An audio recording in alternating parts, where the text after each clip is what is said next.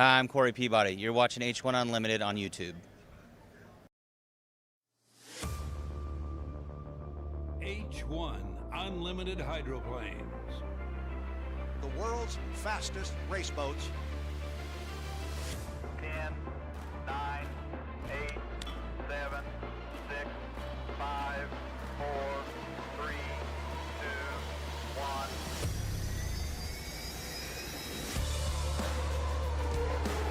Wow, really flying the boat. It doesn't get any better than that. They are going to be side by side. This is for the checkered flag.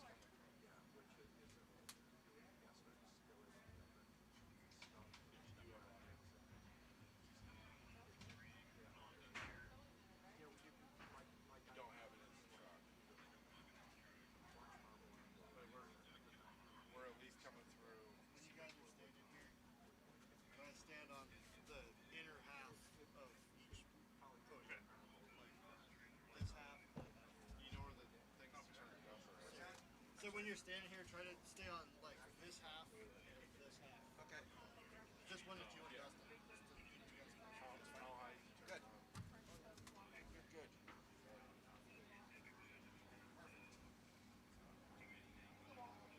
So and then we can mix in like my screen wording. Yeah, all the rest of them are just sponsors.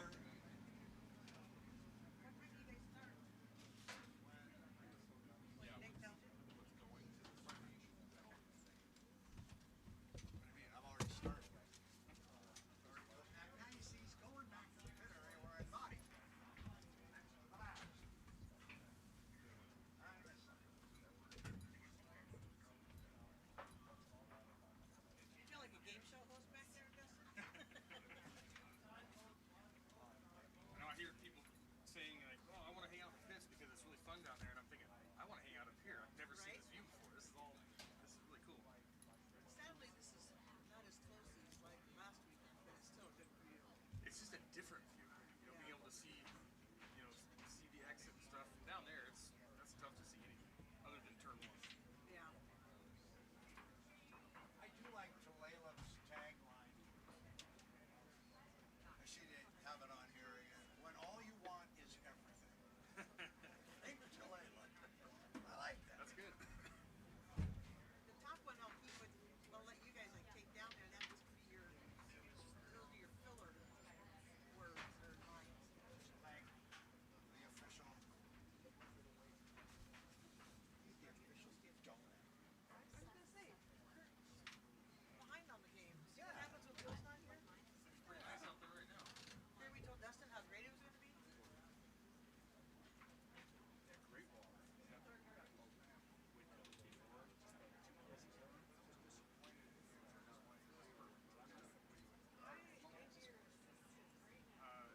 the one is 2 mile and the GP is mile 1. Yeah, mile 2. You did it. We did. Here we go. 468. It's a 468. Yep, injected alcohol. Injected. You can run. There's 2 different packages they can run. You got big A or B. One you can run a bigger blower, but you have to run spec heads, spec camshafts, spec pistons, spec everything. The American rules are small blower, but any parts you want up to that cubic inch. But they're running on alcohol. Yep. Yeah, they'll go through like 40 gallons of money. 6 gallons. Like flush a toilet. That's such. I never thought of that. That's pretty freaking accurate. Yeah. Flush a toilet.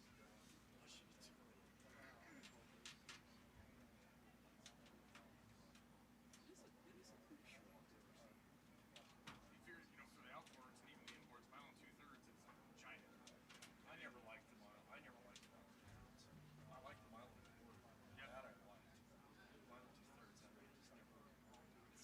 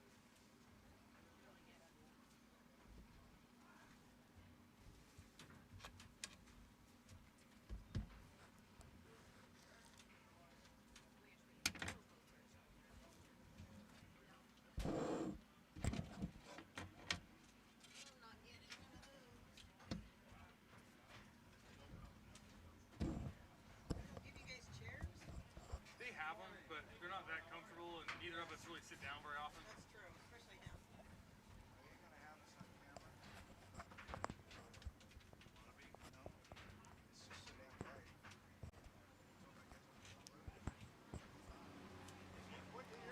This is your call. Let me see how it looks. Okay.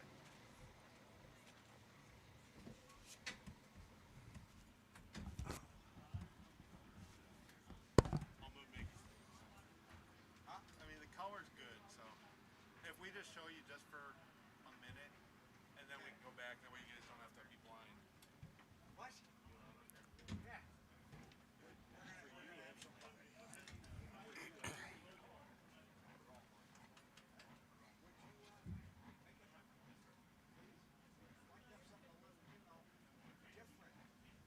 Yeah. Good luck. Good luck.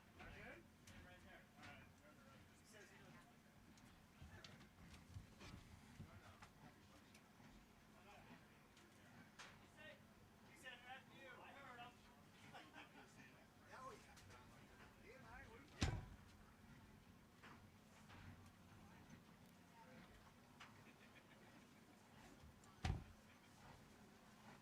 See, the problem with doing the opening on camera is I can't read my cheat sheets. You can start talking and then. Welcome to Lake Washington and Seattle, Washington, where it's the scene this weekend of the 76th annual Seafair event. The Campbell Couple Seafair for the H1 Unlimited Hydroplanes. Hello again, race fans. I'm Brad Luce along with Dustin Eccles. It always works so well right out of the box. Right. And then as soon as the camera goes, okay, welcome, Tacoma. What's my name? Where are we at? Sasquatch? Yeah, that's pretty much it.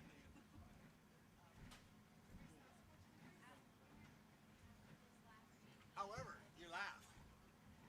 But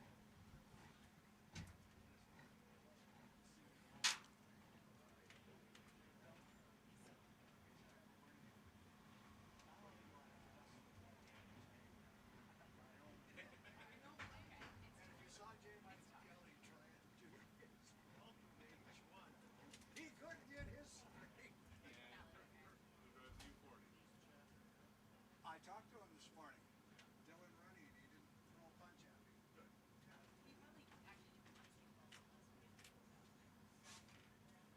And we do have a green light. We do have a green light. This is the Bill Myers Memorial Broadcast Studios on the start finish line.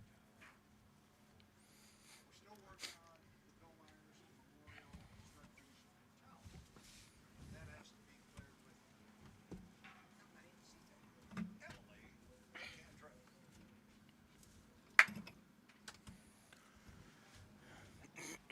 Oh.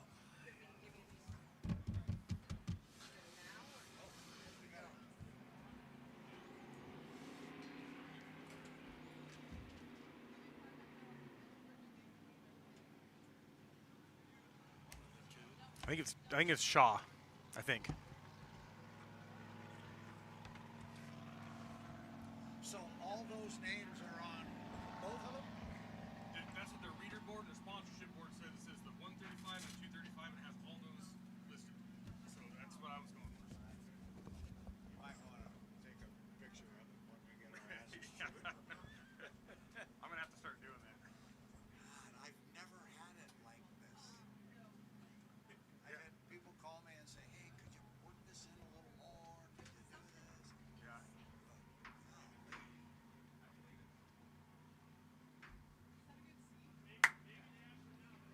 Actually, it's not bad standing here. It's No. just that little low part of the As soon as the sun gets up a little bit, it's gonna be great. But right now, it's brutal. GP 135 John Shaw. My glasses are great for seeing distances, but I put them on and read up here, and it's just all blurry. So we're leading with the Lazy Boy furniture on both of them. Okay. Well, I can double check on that to make sure. Well, I'm sorry. I'll text him right now. I'm not gonna call him. Are we putting Lazy Boy?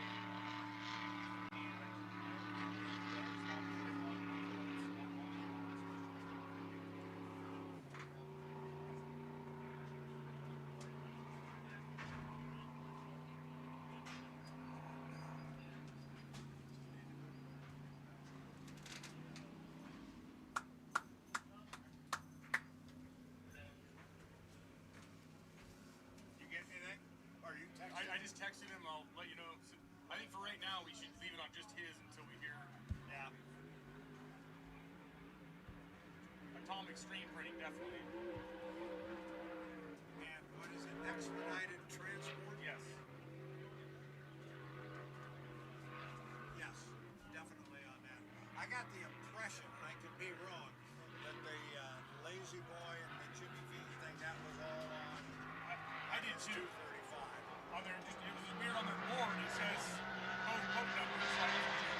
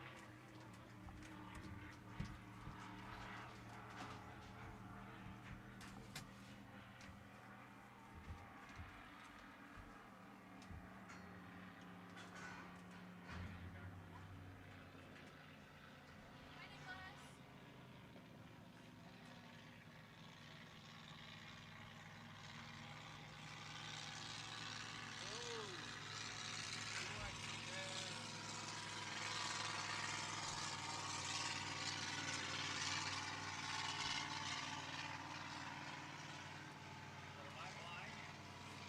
You got start finish line right here, and then you got. No, we don't, that, I wiped out that buoy. Oh, you took that one out. Yeah. So then you got this buoy, which is there, Yep, and then the entrance. yep, Okay, so they got to go past that buoy. yep. Okay. That's a lot easier than having another one in here. Yeah. Figure that out. A bigger box. Okay. Cool. Thank you. One nice thing you did for me.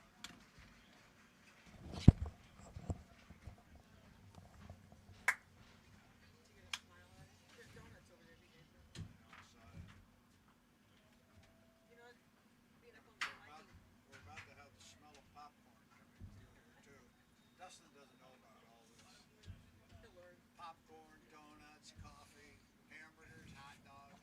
Water. We were joking the last time I raced here, we didn't have a food sponsor. And I told all the guys, I said, if you have any leftover barbecue sauce, I'll take a little bit of that just to get some nourishment. Yeah, it was a long weekend.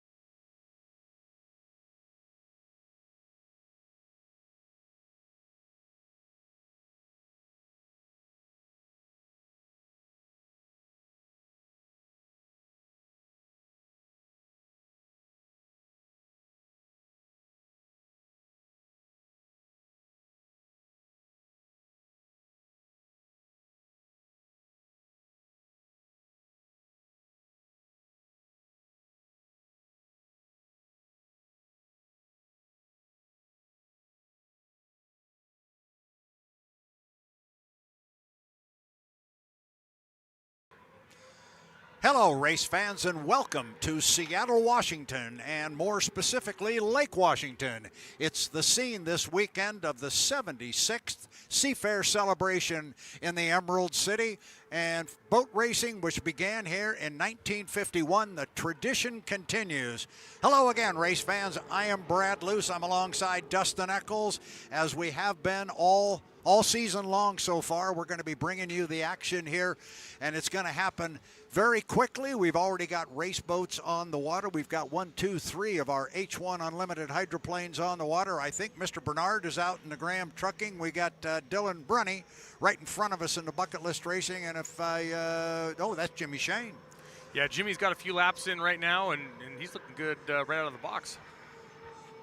Yeah, we got to be talking about this Jimmy Shane guy because nobody's figured out how to beat that boat yet. That has been an amazing story.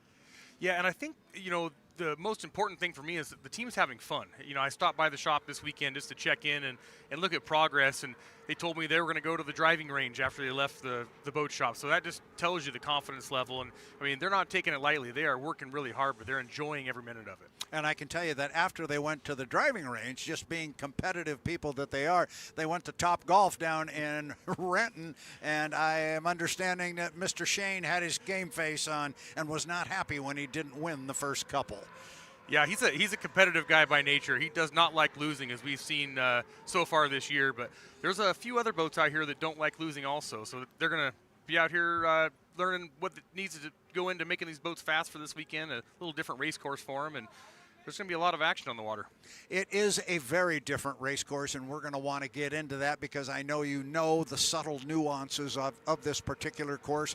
I've talked to a couple of the teams and drivers, and they're hungry to break this Jimmy Shane string.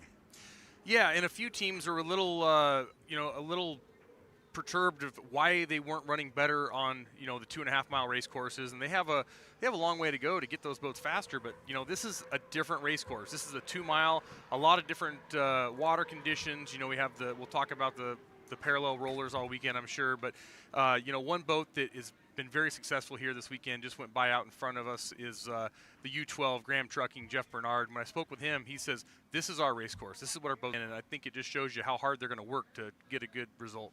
And you talked a lot about Jeff Bernard and that boat a week ago, with the comment being he's got a boat he can drive. It was drivable.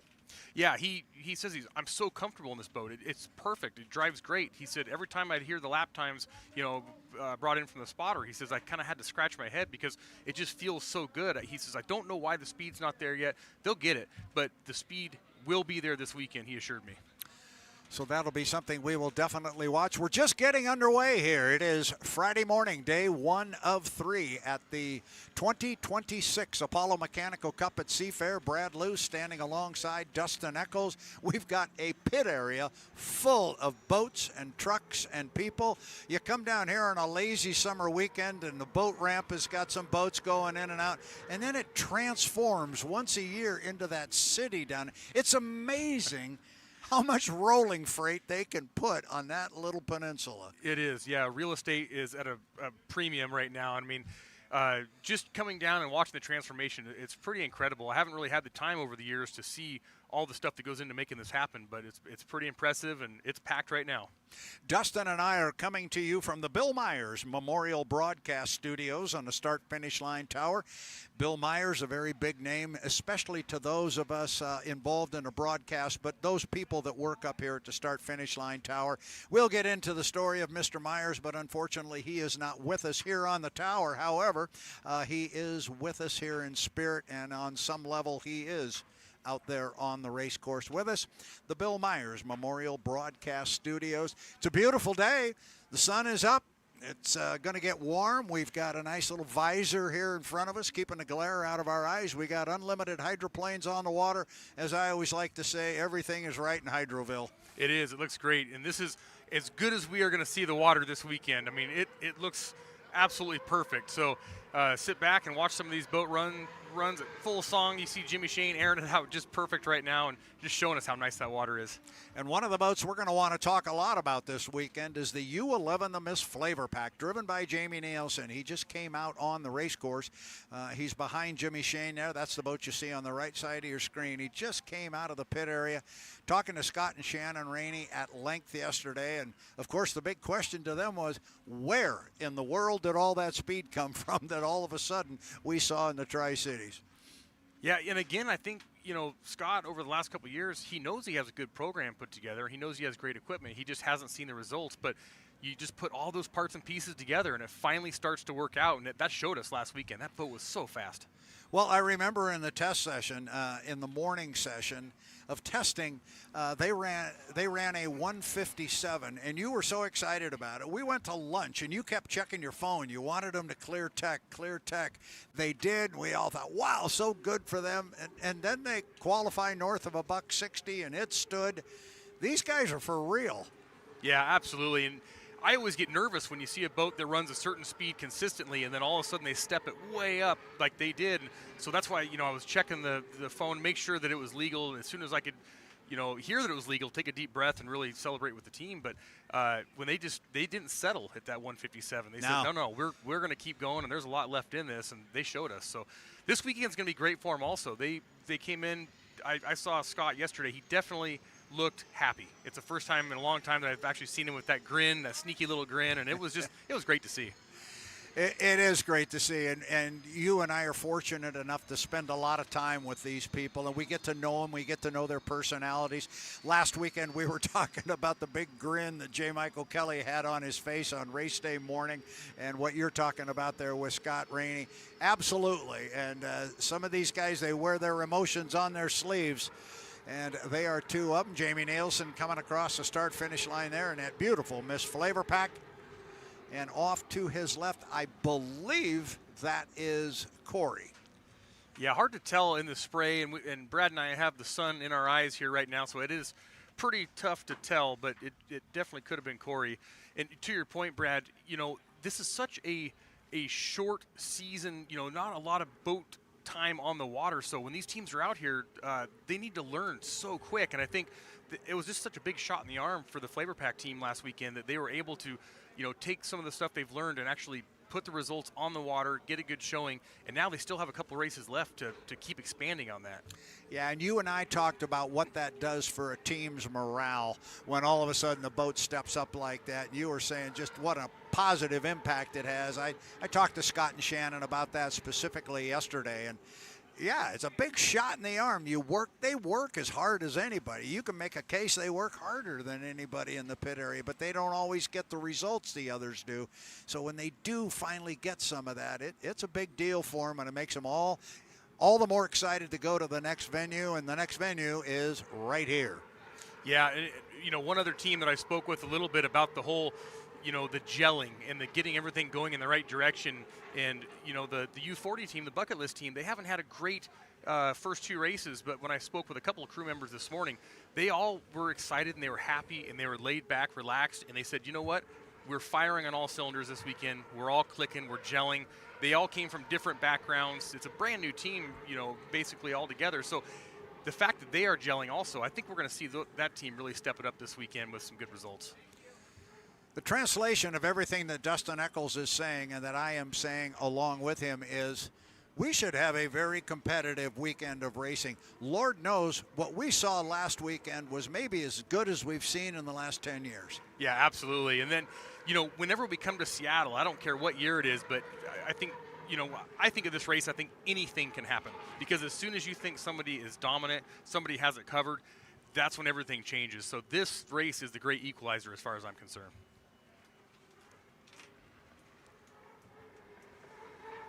We got Gunnar O'Farrell out. Gunnar O'Farrell driving the U21. The Beacon Plumbing presents KZOK. We were incorrect. Looking at our monitor there, that was not Corey Peabody. It was J. Michael Kelly. And so it's J. Michael Kelly, and the Beacon Plumbing presents Maverick, who is out on the water. It is tough in this glare. The glare is just setting right over turn number one, and that's really where our best view is of the race course. But as the sun keeps going overhead, our view is going to get a whole lot better. Yeah, but until then, until such time, well, we're finally getting some. If I stand in one particular spot, I can see some of the numbers on the screen there. It looks like Jimmy posted a 157. Substantially above anybody else. Kelly and Nilsen were at 147. Jeff Bernard had a lap at 145. Yeah, and everyone's just out right now, just learning the course. Getting these are new gearboxes from last weekend, new propellers, different setup. A lot of times, different skid fins. So it's all new, and they're going to go out there and just run a few laps, a few hard laps, take it back in, check everything, and look at data, and then make some adjustments, and then we'll start seeing the time start really creeping up there. Well, it was interesting. I got quite an education yesterday on the deck of the Miss FLAV-R-PAC from the aforementioned Scott Rainey. We were talking about N2 cables, N2 sensors, how that information gets first of all collected, how it then gets transmitted to the black box in the boat, and exactly how that all worked with the Hall effect sensors, et cetera, and then we got into talking horsepower ratings and so forth of these turbines and how they get affected by heat and humidity and temperature and all this good stuff. And he said, you watch the boats tomorrow morning when they first go out. He said, you're going to have speeds all over the map because of exactly what you were just saying. It's a different gearbox. It's a different setup, but it's also a whole lot cooler from where we were over in Eastern Washington last weekend. So exactly what he says. I guess that's why he's a crew chief. That's it. Yeah, and he's ready for any situation. He's been doing this an awful long time, so he's seen it all. And as this weekend progresses, the weather's going to change. I mean, right now, it is as nice as this is what Seattle is right now. I mean, it's just beautiful. It's not too hot, not too cold. It's not a cloud in the sky, but rumor has it, and I'm not going to say the R word, but there's going to be some different weather this weekend, and that's going to keep all these teams guessing because as those conditions change, the motor guys need to make adjustments to the boat. The boat guys need to make adjustments. You know, if we do get wet and there is rain, that is a whole nother problem these drivers need to find their way around, of the fogging up and all the things that go along with that. So it'll be a busy weekend. You're looking there at the Beacon Plumbing presents Maverick and J. Michael Kelly. Coming off the top end of the race course, I believe we've got, that'll be Gunnar O'Farrell in the Beacon Plumbing. Presents KZOK. And just to show you how busy the strong team was, you know, the strong team, they're not satisfied with how they've been running this year. And it's not for a lack of trying, lack of effort. I mean, they have some of the best people. They just haven't got the parts and pieces to gel and put together yet. And I have a really good friend on that team. We were going to try to meet up for dinner this week, and he says, it's not going to happen. He says, we're pulling some late nights here at the Strong Shop, and they actually were one of the last boats into the pits because they were still working on making changes and making those boats faster going into this weekend. So I'm looking for big things out of the Strong boats also. Well, and then this also, taking it another step, is everybody wants to win in Seattle. Most of the teams are based here. A lot of them are certainly. And they always talk about, and you can speak to this, you got family, you got friends, you got people here that you grew up with. You want to do well in front of hometown sponsors and family and all that good stuff. Yeah, absolutely. And, you know, the other half of that is we're halfway through the season right now. So you need to make a change. If things aren't working right now, you need to do something different and get it working. So not only is it so important in the Seattle area in front of all the big sponsors to get your name out there and have your team look really good, but if you're in it for high points, you need to make a run right now. Things have to go your way.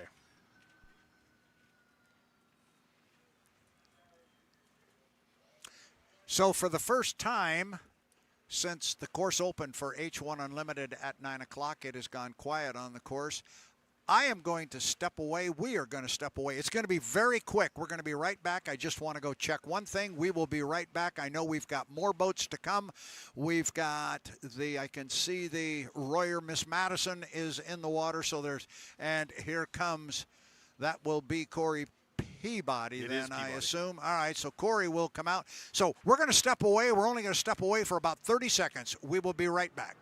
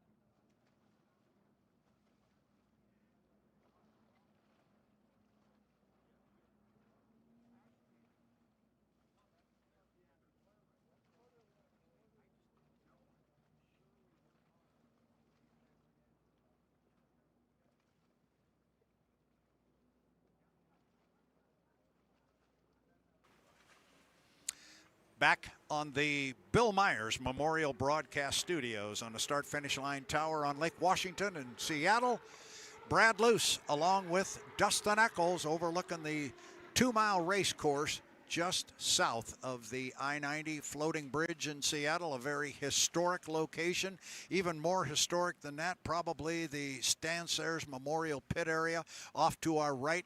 The boats didn't always pit down there. I don't know how much of this you were aware of, Mr. Eccles, because it was probably long before your time. But the boats used to pit up here, and they used to pit basically underneath the west high-rise of the bridge. That was the Mount Baker pit area. Then in 1957, the Stan Sayers Memorial Lagoon was built on some shallow water out there. They put that down there specifically for unlimited hydroplane racing. Just gives you an idea just how big the sport was back in the day. They built that entire area for boat racing. You know, one of the best parts about being up here with you, honestly, is learning the little information that I didn't know or that I thought I knew over the years, and it's great. Yesterday you pointed out where the Coast Guard boat was hit by Muncie, and you said way down there, and I didn't realize, I knew the course was bigger, obviously, but I didn't realize that it went that far down, and it's just so cool to know these little nuances for these different race sites. I appreciate that. It just means I'm old. But the course, when we talk about that 3-mile course and going all the way down to Seward Park where Bill impacted the Coast Guard patrol boat, that was 1958. But the course it went way down there, but the top end of the race course, the corner was pretty much here where start finish is. It wasn't very far up above the pit area, and then it went way down there. Heck, at one time we had a 5-mile race course out here. You get a big fuel cell for that one. Yes, indeed.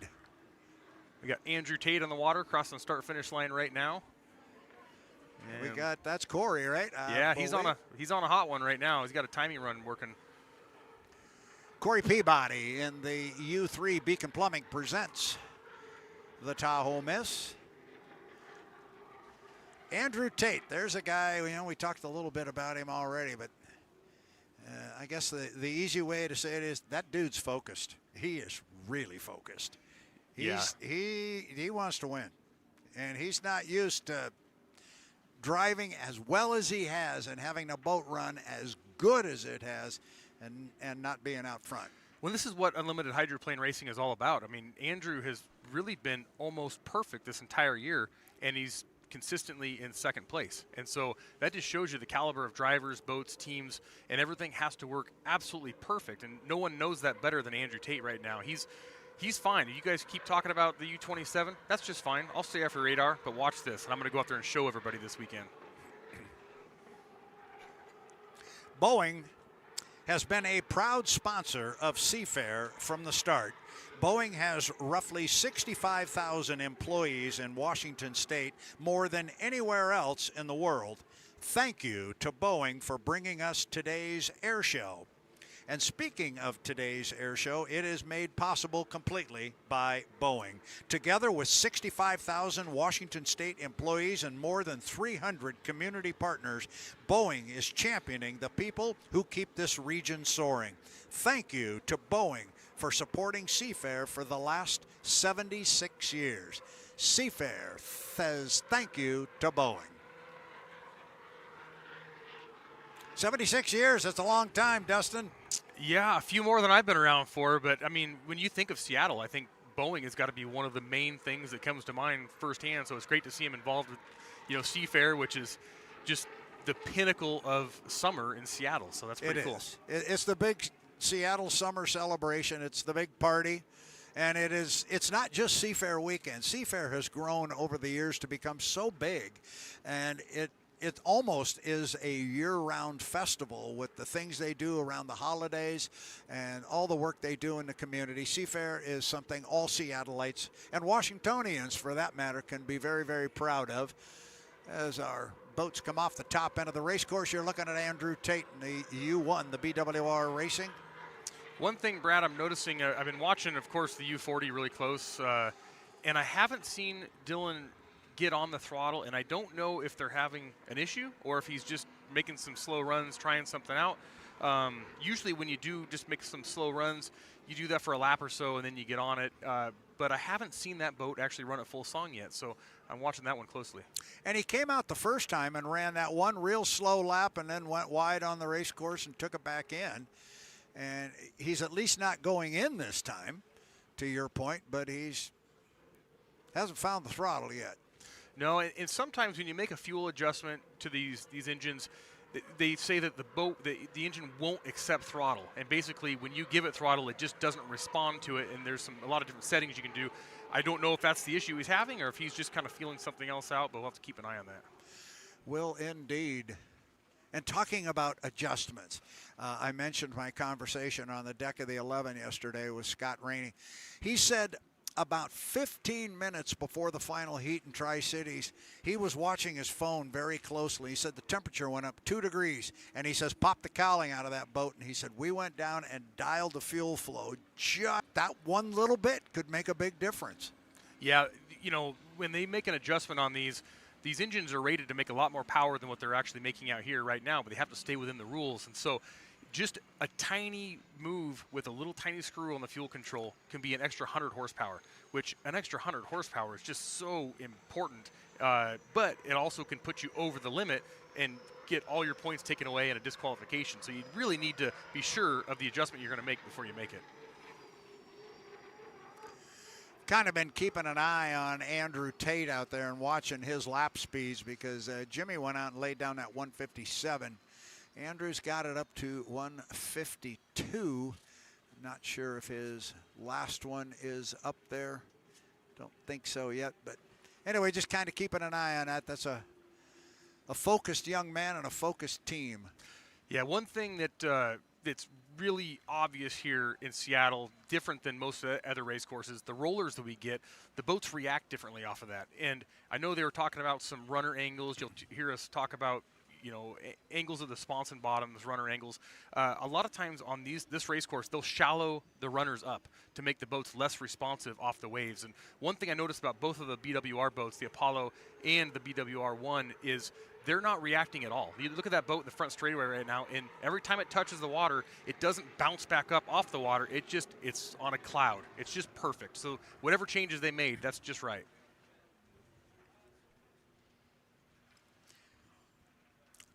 Seafair would like to take this opportunity to thank Barnhart Cranes. Barnhart Crane is one of the largest heavy lift and heavy transport organizations in the United States with over 50 years of service to our community and customers. Barnhart prides itself on providing innovative solutions for its customers' needs. Barnhart Cranes, thank you from Seafair.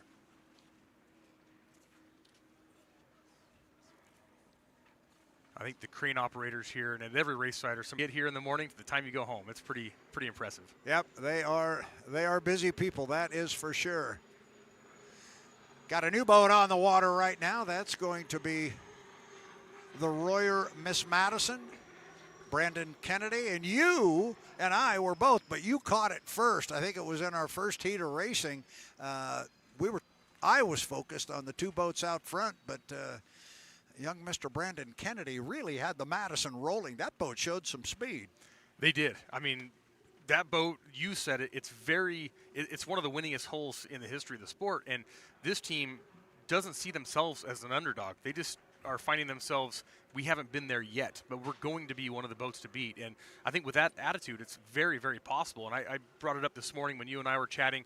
When I walked in the pit area at right around 6 a.m. this morning, that was the only team here currently working on their boat in the whole pit area. And they were all there working with the cowling off just as hard as you could possibly go. And that's going to show, their hard work. The results are already showing.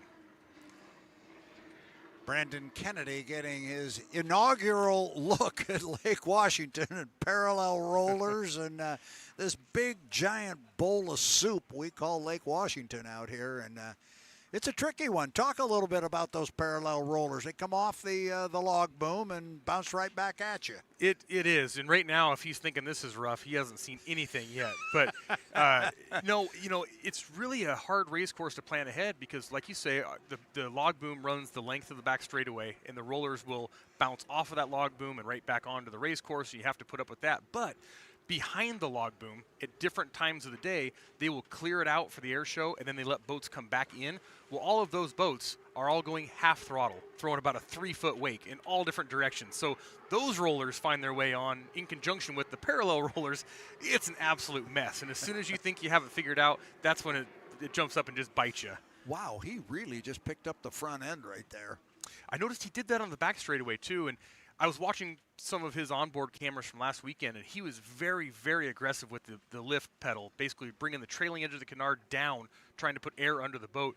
And there on the log boom, that's the life over there. You got yourself parked in there for 4 days here on beautiful Lake Washington. What a setting we've got here right now. I'm sure if they on the log boom look to their left, they are able to see a beautiful Mount Rainier, and even from where we are here on our vantage point, we can look up the north. Mount Baker's looking down at us.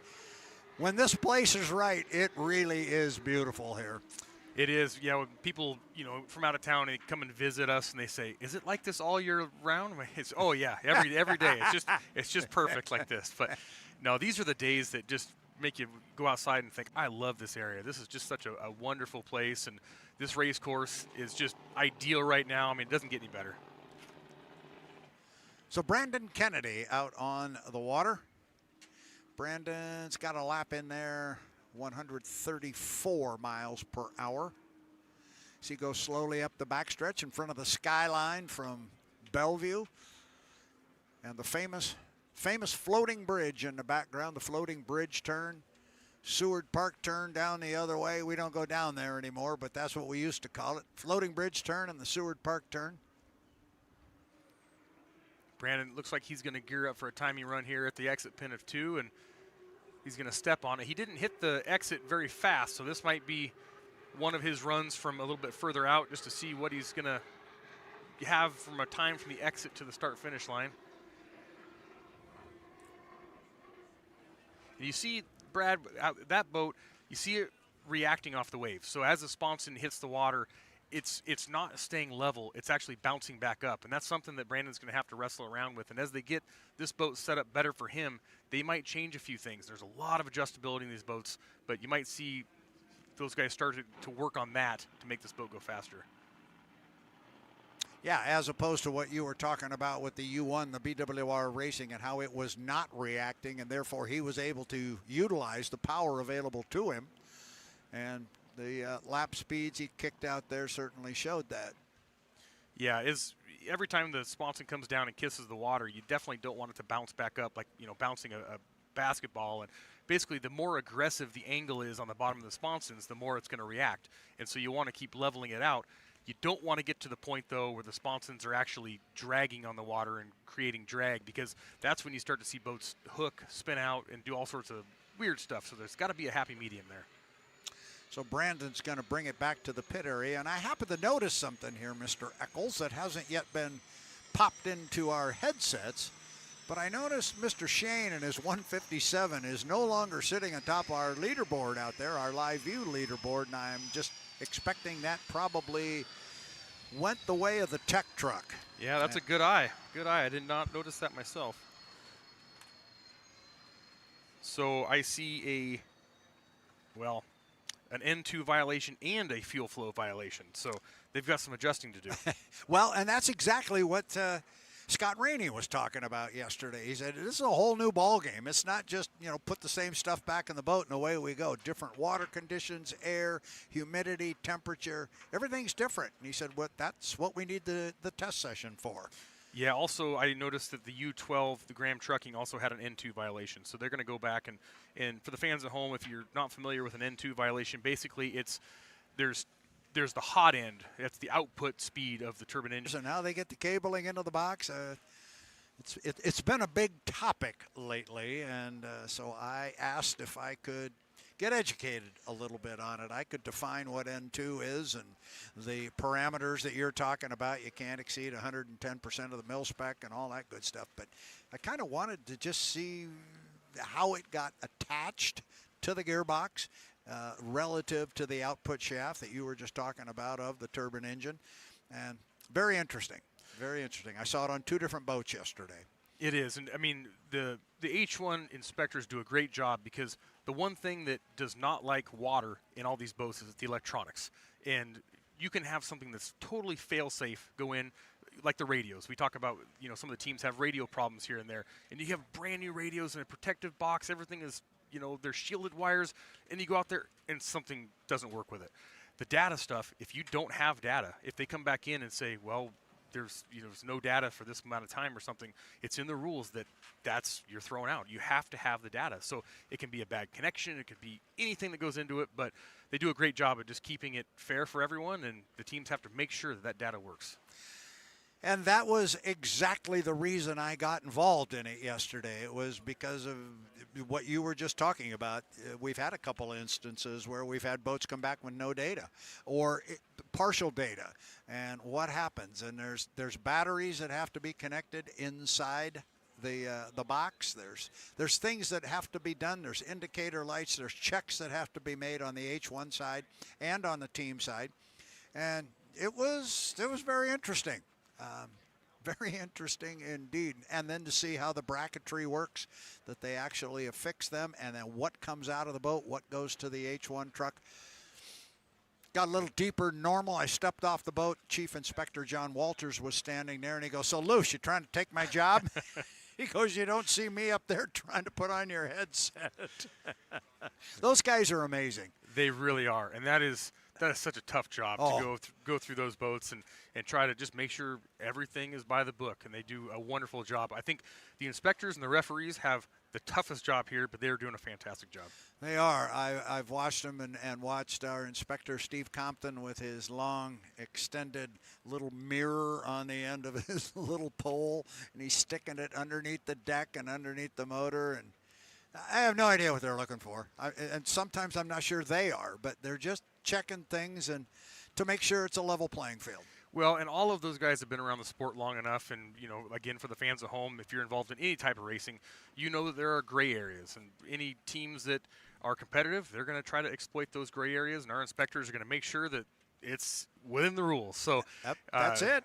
Yeah, there's a lot of different rules here that keep these boats all to the same. I mean, they also, the propellers that they run, they're limited to 16-inch diameter. So you have to make sure that your propeller doesn't grow, and it sounds funny, but they actually do. They flex, and in a heat, you might start the heat, and it's under the spec, but after the heat, you'll see the referee go up there, the inspector, and put a little ring around the propeller to make sure that it's still legal after the heat. And there's several times where it passes before the heat, but as the heat progresses, the propeller flexes back, it actually grows in diameter, and now it's not legal anymore. So many things to go into hydroplane racing, and these guys do a great job of keeping it all fair.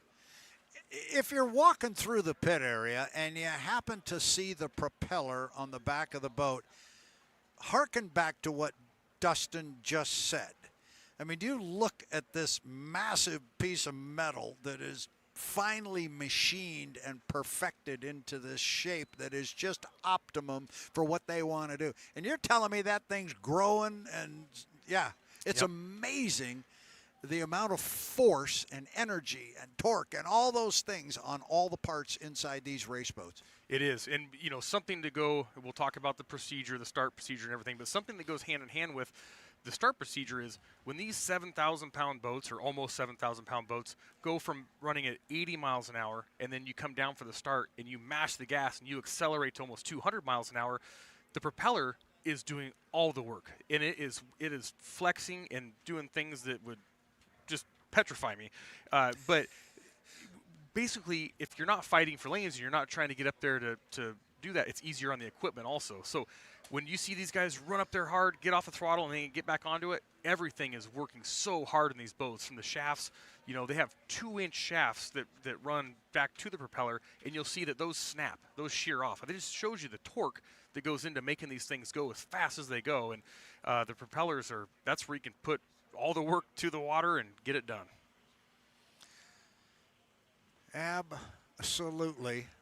There's so much technology down there, and it's come so far from back in the day. And I wouldn't profess to know anything about that, but just what we do today down there in that pit area versus what was done 75 years ago. And we go back to the old driving thing. I love the line, and I've used it too many times already. Stab it, steer it, and turn left. That's all. That's what they were doing. Make it go fast and turn it left. Boy, it's a whole lot more than that these days. Yeah, it's, had such a pleasure of working with Kelly Stockland, and he is one of the magicians with propellers, and he's one of the only guys here that still makes propellers himself, and that's a big advantage they have. But he would get one off the machine, and he would be really tickled about it. He'd say, "This is going to be a good one, mister." And then he could tell you exactly what it was going to do. And he'd say, "At this speed, this RPM is when it's going to start to run out. So be ready, because when you start to run out of a propeller, the back end of the boat will dip a little bit. The front end gets a little light. You need to be on the canard ready to catch it because you're not making lift with the back end anymore." So he'd say, at about, 180, it's going to start to run out at this point, so be ready for it. And I can set my watch to it. It's really exactly then. I mean, Kelly knows so much about these things, and it's just so I could sit there for hours and listen to him talk about it. It's pretty incredible. So, okay, so you just stepped into something. Now I'm just going to see if I can learn something here. So you're running pretty hard and strong down the front straightaway. You got your foot in it, and all of a sudden the boat either reacts off a wave or whatever happens, and the front end starts to come up, and you get on the canard. But you're trying to bring the boat back down, and it's getting pretty high. And I'm always told the worst thing you can do is pull your foot, which I imagine is just instinctive. Oh, I got to slow this thing down. But as soon as you do, you drop the rear end, you just accentuate the problem. Exactly. Yeah, and when you do that, the back end does drop, and then it causes all sorts of other problems, whether the front end comes down twice as hard and bounces like we were talking about earlier. We've seen that happen in the past where a driver will use the canard too hard, too fast, and it'll slam the front end down, and then it'll actually bounce like a basketball and go twice as high and blow over. So the whole time that you're driving these things, you're never, like you say, stab it, steer it. Stab it, steer it. Really, with these new boats, you really can't do that, and you're constantly driving it, and you're driving it with both feet. You're always on the canard, whether it's building lift or taking away lift, and you're always on the throttle. And the throttle, you're watching the lights. You're watching the N2 that we just spoke about, and as soon as you get to that limit, you have to blip the throttle for a second and bring it back down under the limit to stay there, and you're also working the canard at the same time. So you're basically dancing the whole time you're out there, working your feet back and forth. Seafair would like to take this opportunity to thank Tulalip Resort and Casino. Dustin, I love this line, but when all you want is everything, immerse yourself in Washington's premier gaming destination with AAA 4-diamond accommodations, a full-service spa, top-notch entertainment, and award-winning restaurants. That's Tulalip Resort and Casino. Seafair says thank you, Tulalip, when all you want is everything. That's a great line. That's a good line. Yeah, I love it.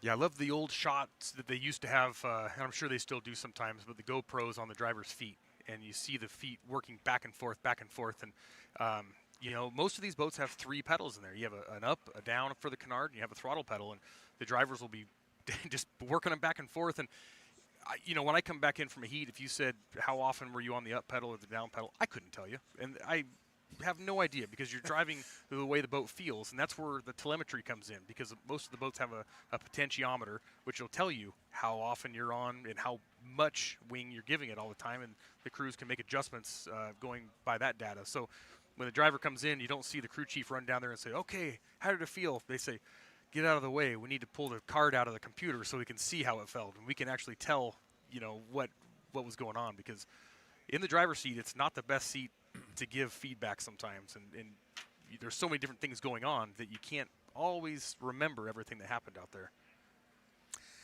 It's the 76th Seattle Seafair celebration, And for 2026, it is the Apollo Mechanical Cup at Seafair. Brad Luce along with Dustin Eccles. We've got a little bit of a lull here on the water. The course is open. It is going to be open for another hour and about 12 minutes. We should have the water until about 11 o'clock. So we will expect more activity from the Stan Sayers Memorial Pit area off to our right. As I mentioned, it's Dustin Eccles and Brad Luce up here in the Bill Myers Memorial Broadcast Studios, but we do also have our Danny Rogers here. She's in town. She will be joining us along the way with her insightful driver interviews and crew chief conversations. Danny's just having a good time down there, and as you know, you spent a little time doing it. I spent a lot of years down there. That's the best job in the house down there. I love it. It is. Yeah, there's so many different things going on down there. You know, we have the vintage boats, the Grand Prix, the Unlimiteds, and there's so many colorful people to talk with around. You know, and the Seattle vibe is so great down there this weekend that she's going to have a blast. And if that is a live shot, which I believe it is, that's going to be the U12, the Graham Trucking, coming away from the dock with Jeff Bernard. He was out earlier this morning. And there he is. Now we get a visual of him. Yeah, they had the N2 violation, so I'm sure they either put another propeller on or another gearbox in. That's a great team, and they can do gearbox changes super fast. So you change just a little bit from the gearbox, and then they can step it up and be right where they want to be. So this is testing. This is where it doesn't matter. You can go out there and try new things, and hopefully when we qualify here in a little while, that's where it all matters. Had a nice conversation with the crew chief, Tom Anderson, this morning. Talked with Jim Bakke a little bit and the crew. They're excited to be here. They had a couple of crew members that unfortunately weren't able to be with them over in the Tri-Cities last weekend. So they're anxious to be here and put on a good show. And Rob Graham and this hydroplane, you were talking about it being one of the most winningest hulls in the sport. And it truly is. This is number 2 on the list. One more victory for this particular hull. They will tie the 2001 Spirit of Qatar Elam hull at the top of the H1 win list. So this one knows its way around Lake Washington. Yeah, I think, J. Michael Kelly used to drive this hull, and he had a lot of success. And again, J. Michael was never the fastest in qualifying with it, but in race conditions, this thing always seemed to just have what it takes to get to the front and those rough finals. I think I heard at drivers meeting this morning, it's going to be a 6-boat frontline final. Wow, that's going to be incredible, and this boat can do it. And a trailer. And a trailer. You're going to have 7 boats out there churning up the water. And Jeff Bernard comes across in the Graham Trucking, the T6. For those of you that follow those types of things, that means this was the 6th turbine hull generated and created by Budweiser Racing back in the day. And this is the one that was built for the fuel restrictions. This was the one they built specifically to go slow if they had to troll for the start position, but also to be quick given the fuel restrictions. So this was a good boat right out of the box. It's still a good boat now. It's a fantastic boat. And I always wonder, when we talk about what these boats used to be and when they were originally built, some of the older boats, how much is original? Because they rebuild them every few years, and I'm sure this boat, this boat is fantastic, and I don't think it's had a total rebuild that I can remember, but it's been updated over the years, and as the newer boats keep progressing, they will change this boat to kind of keep up with the stuff. And when you look at the Royer Miss Madison, that is the T3, if I remember right, and yep. But I don't think there's much original of the T3 left in that, and I could be wrong on that, but that boat has been updated, so as the T6 was built, they would update the T3, and they would continuously do updates, because if you ever broke this boat and needed to go to a backup, you always had, they wanted to be competitive. They didn't think of it as, a second-tier boat. They wanted it to go out there and win. So it's cool. This is the latest, greatest of the Budweiser hulls, and it's very, very competitive.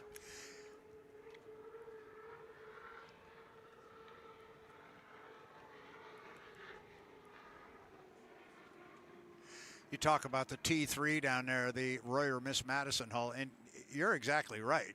That boat, it had a major rebuild. I've gotten my notes over there exactly what year that took place. I don't remember.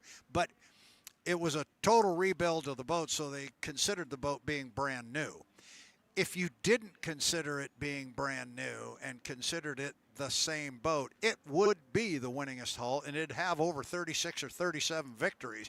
But because it was basically one boat and then it was completely rebuilt, classified as a new boat, they split that in half. But yeah, a lot of victories down there in that T3 Miss Madison hull, as there are here in this T6.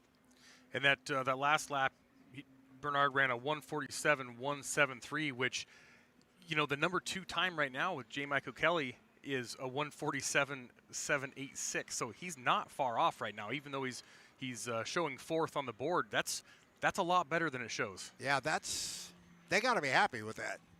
That's called moving in the right direction. Absolutely, yeah. That's a competitive setup right there. Hopefully they will pass Tech here and then continue to build on that, because, you know, from my vantage point, the boat looks a little flat right now. It doesn't look like he's packing a lot of air, and they might still want to go back and make a few changes. But if he's running that fast with the boat being heavy on the water, that's pretty good. They will take it. 2026 Apollo Mechanical Cup at Seafair, the 76th Seattle Seafair celebration. Got to go all the way back, Dustin, to 1950. That's when this nonsense began, but actually not this nonsense on the water. We didn't have hydroplane racing here in 1950. We had our first hydroplane race here. It was the APBA Gold Cup in 1951. And our civic leaders in Greater Seattle at the time, they wanted a signature event. They had this community celebration called Seafair to celebrate the water. And, you know, this is all the fresh water that we're looking at here. But as you know, behind us here on the other side, we got a bunch of salt water and Puget Sound, etc. And they wanted to celebrate all of that, but they needed a signature marquee event. Well, at the same time, Stan Sayers and Ted Jones and Anchor Jensen were taking that strange-looking slow-mo 4 back to Detroit, and we have to be quiet when we talk about that because we got some Detroiters with their headsets on around here.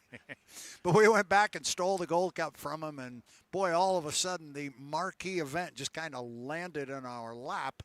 And we've been doing it since 1951. It's a great tradition, and you've been involved in it. I've been involved in it. Fans are involved. It's a great, great event every year in Seattle. Yeah, and when you talk about, you know, you spoke earlier about how it takes a lot of the year. It's just not just one weekend. You know, it's growing into almost a month, you know, of stuff. But it's also, it's year round. When you look at the volunteers that go into putting this event on, I know that I went to a couple of galas and stuff in the past that they thank all the volunteers for putting it in. And I would speak to some people and say, you know, how long have you been with the foundation? How long have you been working with Seafair? And they say, we never stop. We work on it year round. So it just shows you how many people go into it. So right now, Dustin Eccles, it's quiet out on the water. We have a patrol boat coming across the race course toward the pit area, and we are now hearing in our ear there is a black flag on the race course. This is going to give Dustin Eccles and myself an opportunity to step away from the microphone and the camera for a couple of minutes. But we promise, as soon as we get another H1 Unlimited boat on the water, we will be back. It is the 76th Seattle Seafair celebration and the Apollo Mechanical Cup at Seafair. For Danny Rogers and Dustin Eccles, Brad Luce saying, don't go away. We'll be right back.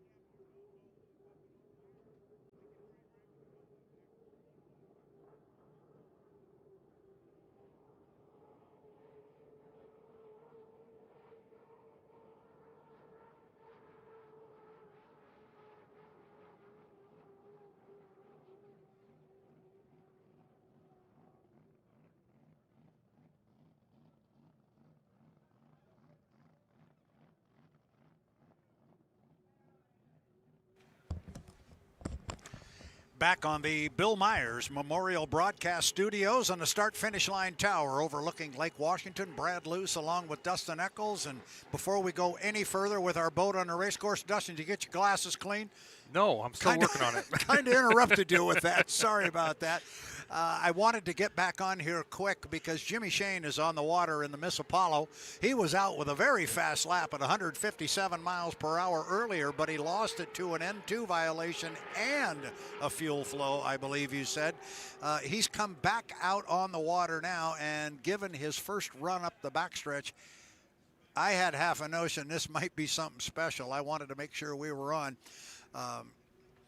But there he is. That is Jimmy. He is the only boat on the water. Water conditions right now absolutely are perfect. Boat ride is similar. It is exactly what he wants. It is beautiful, and he's just rocking and rolling, and things are good. Yeah, things are looking really good right now. And, like, you know, the fuel flow violation, the N2, that's all stuff that they're not upset about. They want to go out there and see what the limit is, and then they'll back it up a little bit. And we actually just saw, I got a note here from H1 Unlimited that the U1 also had a time not recorded due to a fuel flow violation in their last run. So they're just going to find where the limit is, and then they're going to kind of slowly go backwards. Instead of starting out slow and creeping up on it, they want to see where the limit is. I think that's why we call it testing. Looked like a really, really good run, though. I'm excited to see what some lap times are there. I am, too. It's going to be a little tough here. We're going to have to really squint to read it on that board down there. Well, I've got the glasses clean now, so. I told our producer we were ready to go, and then I glanced over at you when your headphones were down, your glasses were in front of you. And that's all right. Jimmy's up at the top end of the race course. He went slowly up the backstretch. Let's see if he doesn't do some sort of a timing run here. And if he's going to do it, he's going to do it on an inside lane. This is what has, amongst many things, but that has impressed me about this boat is the way this boat goes through the corner. We saw it in Madison on that tight race course where nobody wants to get stuck in lane one. He took it for the final heat in the Gold Cup, and he just nailed the boat in there every lap after lap. And did he just run another $157? I think he did. He sure did. Yeah, 157.308. Wow. Nice run. And, you know, I don't want to beat this to death also, but when he was out there earlier and he ran with an N2 violation, fuel flow violation, he got timing marks. Well, those timing marks, they're out the window because the boat is not going to be that fast now. So he's out there again getting other timing marks, having to do all that work again. And hopefully when he comes back in, this run is legal, so then he has something to base it off of. Got it. I guess you wouldn't think of that, but that makes sense. But I love the way this boat gets through the corner. And we saw it in Tri-Cities last week, but it was just amazing in Indiana. And here comes one from the outside lane. He's going right up against the outside course markers, and I suspect he's going to come down hard. And he's lived out there all year so far, so he's familiar with it. He has indeed. It is Jimmy Shane. The boat is the U-27, the Miss Apollo. And to your point, Brad, when the Wiggins Unlimited race team built this boat originally, and they had a lot of input with Dave Villwalk working on it and a lot of really smart guys, they learned a lot over the years, and there's a lot of similarities from the U1 that Andrew Tate's driving incorporated into this boat, but there's also a few things that they want to try different than any other boat out there, and a lot of that stuff they keep close to their chest, so they're not going to tell me about it, but I know there are some differences, so it shows it's working, and it just took a little bit to get it dialed in, but it's definitely working. I would say so. Working very well. I think you're going to pull up and tell me we got a fuel flow on the last run from the Graham Trucking. Is that what you're seeing there? I am. I see a fuel flow violation also for the Graham Trucking. Yeah, unfortunately. But good news is the U6 cleared the truck. Good. So that's great. The U3 cleared the truck, and the U21 and 00 also, and the 11 also cleared the truck. Good. Speaking of the U3, the Beacon Plumbing presents the Tahoe Miss. Corey Peabody's ride is being set into Lake Washington off the end of what used to be called Quillshaft Lagoon. How about that one? Wow. That's what they used to call that thing because the quill shaft was the oft troublesome part in the piston engine back in the day. And I remember as a kid, the dreaded quill shaft. I was a kid. I had no idea what a quill shaft is. Nothing. I couldn't tell you what it is. I couldn't have told you what it does. Anything. If I couldn't have told you if it was as big as a chair or the size of a pencil. I had no idea. And it wasn't until many, many, many years later I was somewhere. I forget where I was. We were talking boats anyway, and Dixon Smith was there. And I go, it was this little piece of metal on the desk. I said, what's that? He goes, that's the quill shaft out of one of my motors. That's it. And the thing was about, I don't know, 4 inches long. That's the culprit. That's it. That's what broke, and that's what caused all the trouble. And they referred to that as Quill Shaft Lagoon. And if I'm not mistaken, that's what drives the supercharger. Correct. And so similar to like breaking a blower belt with the Grand Prix class, you basically lose all the boost going into the engine, and it'll run, but not very well.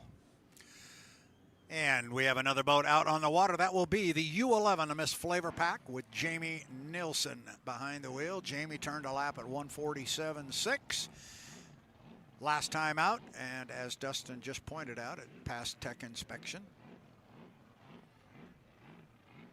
And, you know, the water time, we've stated it before, it's at a premium here at Seattle. We have an air show coming up, so everything is on schedule. And the U12, they said that they weren't worried about the violation the first time out. You know, they knew that it was going to happen, and I heard that through one of the crew members. But that second one has to hurt a little bit because eventually you're going to run out of testing time here this morning and combinations to try in time so you can still go out and qualify here shortly. So they need to get a good legal run under their belt. Jamie Nilsen off the top end of the race course. He will come down, and we will put him on the clock. Young man out of Gig Harbor, Washington. Love that boat ride. It's just floating on a cushion. It's not reactive. They've done a great job of making that boat adapt to the faster speeds they're running now.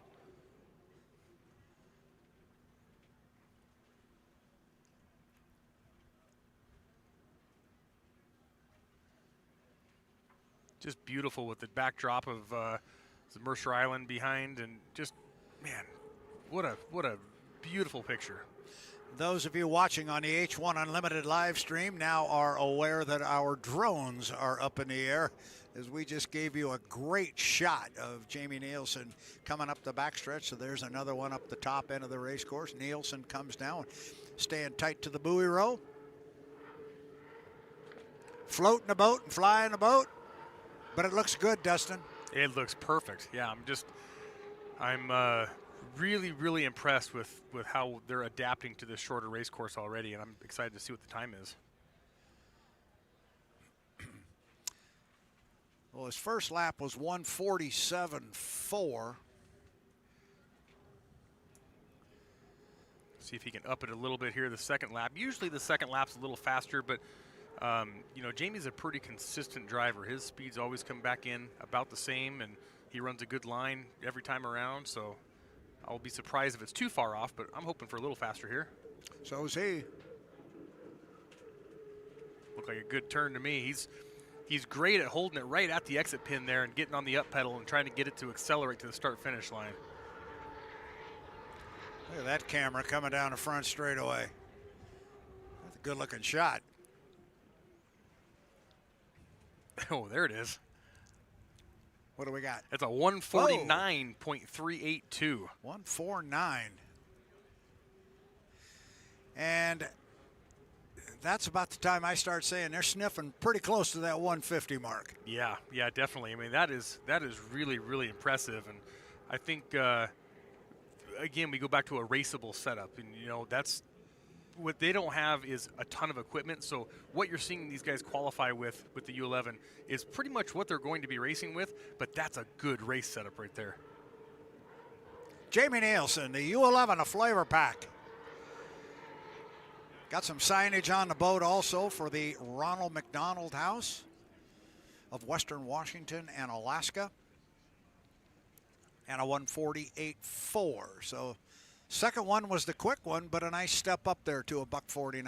They got to be really, really excited about that, and hopefully that goes into the tech truck and passes. They've been. I don't even want to jinx it, but I'm hoping that they pass and everything looks good, and they can go into qualifying here with a smile. Those of you watching on the H1 Unlimited live stream see the other boat on the race course that was in the background there of Jamie Nilsen. There you see it off to the left side of the screen. That is the U40 entering turn 2. And we're still waiting to see, Brad, the U40 step it up and run a good hard lap. We keep seeing these 100-mile-an-hour laps, and it almost seems like they're fighting an issue.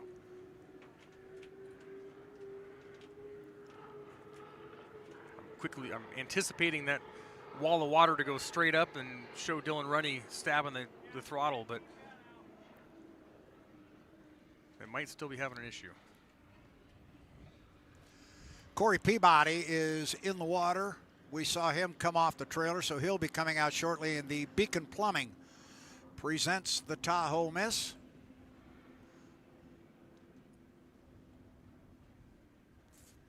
Yeah, Dylan's just cruising.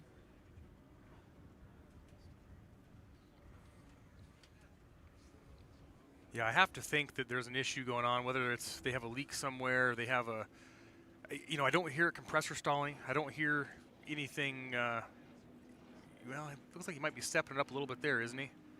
Yeah, I think so. A little bit, anyway. Going to get a look at him there as he runs underneath our drone. You see that white canard wing you can see from the great drone shot. That's actually a borrowed wing from the BWR team. They went through 2 canards last weekend and all the different carnage that they found themselves in, so they had to borrow some parts and pieces, but very nice of the BWR guys to loan him. There he goes. Now he's got it wound up. There you go. Bucket list racing. And Dylan Runne finally up and running a little bit. Good to see that, because we all know, you more than anybody, just how quick that boat is. Yeah, it is an absolute rocket ship, and it is this year also. They just can't get a lucky break to the cars to go their way. So hopefully this is their weekend and they can find themselves starting off the weekend in a good position, so they're not digging themselves out of a hole. Well, he started to run it a little bit and then pulled his foot coming out of the lower corner and took a slow run up the backstretch.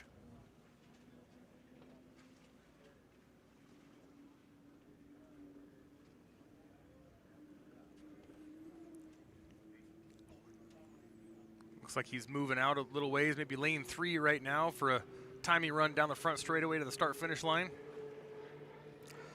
Dylan Runne, U40, bucket list racing. And that's a good example. You're seeing, and it might just be where Dylan's running the canard wing and a different canard wing, so they're going to have to learn that. But the boat ride was reactive, and that's going to be kind of the topic this weekend as far as making these things go fast. But you can't have it reacting like that off the water, and it's riding pretty rough as you see it there. They've got to get that settled down so the boat can stay in the water and just keep accelerating forward. As I always say, you got to get it to a point where you can use the power that's available to you.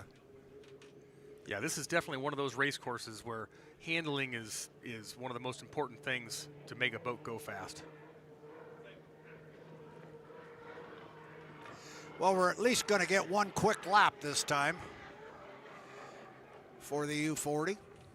And you can win a final event here with a 152-mile-an-hour boat ride. You don't need, a 160-mile-an-hour boat ride, because the final heat, as we said, 6 front line and a trailer, it is going to be an ocean. So you need to be able to get over the top of the stuff, accelerate, and get through the heat race clean.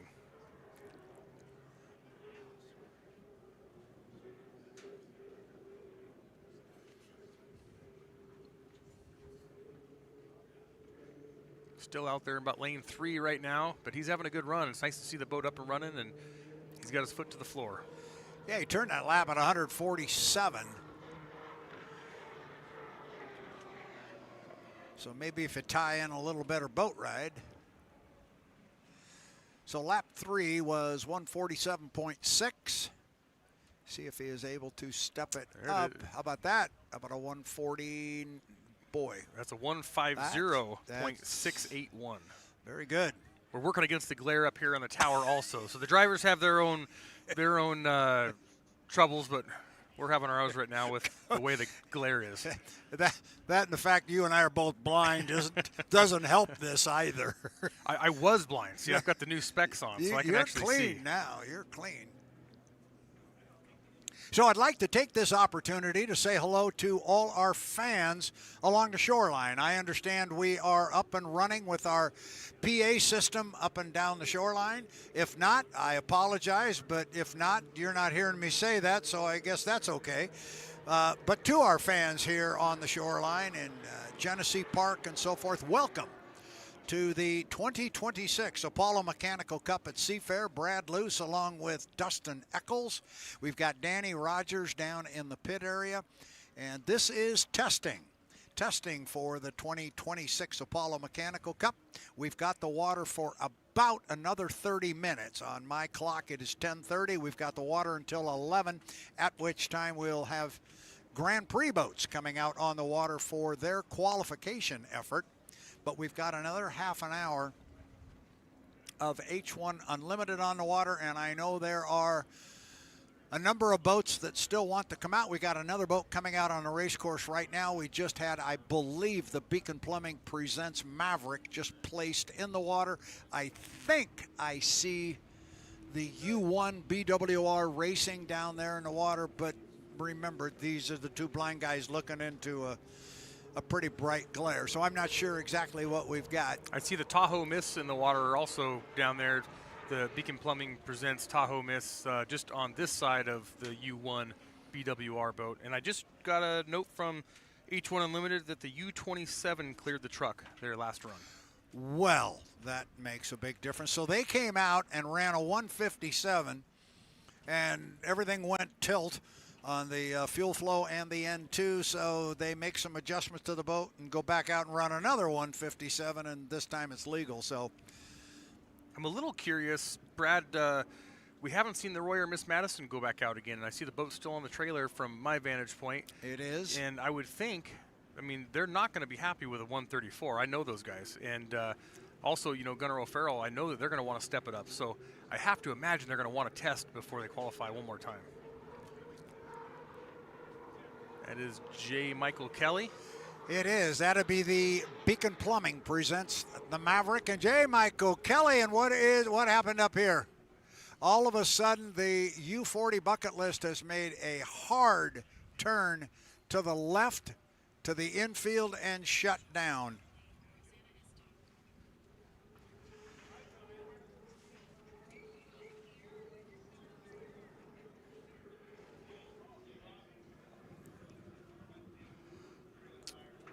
So possibly, we'll have to look. I'm sure we had some cameras over there, but possibly even hit a buoy from what we're hearing in our ears, but over the top of a buoy. So we'll have to see what happened there. But meanwhile, J. Michael Kelly is coming down. And Dylan is back up and running at this point. Yeah, so clearly he's okay and the boat's okay.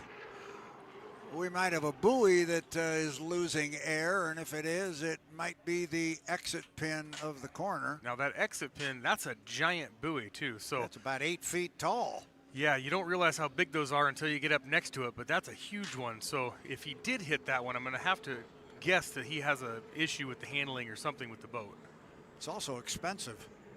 Yeah, that one will hurt the pocketbook. Yeah, because there's somebody down there waving the checkbook around when you bring it back in. But that buoy definitely is not as it was before. As Kelly comes around, it's not only moved, it's laying over to the side.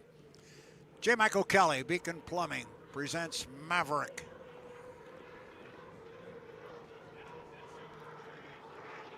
And the Beacon Plumbing Presents the Maverick and the Tahoe Miss have been fantastic this year on acceleration. They haven't had quite the top end that some of the other teams have had, but this is where acceleration really matters. You need to get out of the corners fast. You need to get on top of the water, go over the top of the rough stuff, and it's all about acceleration here at Seattle. So I would look for these two boats to really, really step it up from the previous two races. Short straightaway, so we're going to reward acceleration, as Dustin was just explaining. He goes underneath Mount Baker up at the top end of the race course.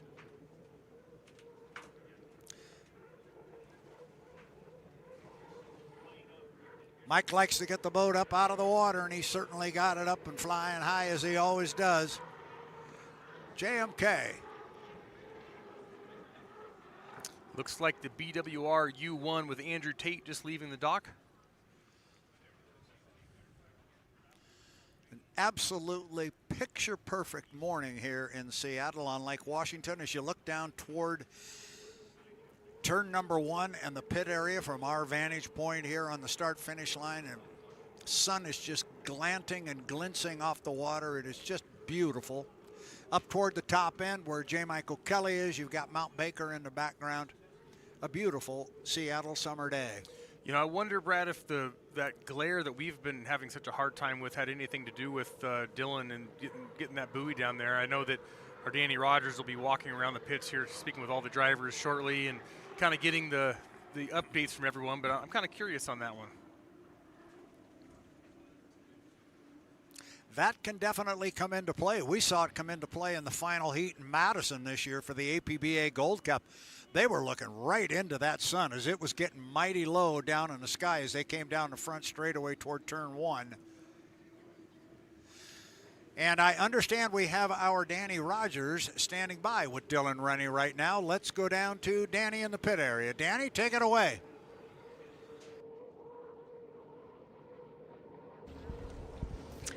Dylan, 4 days ago, you said you felt a little dejected from the Tri-Cities. What is it going to take to kind of clean the slate here for you and for you to put on a good performance this weekend?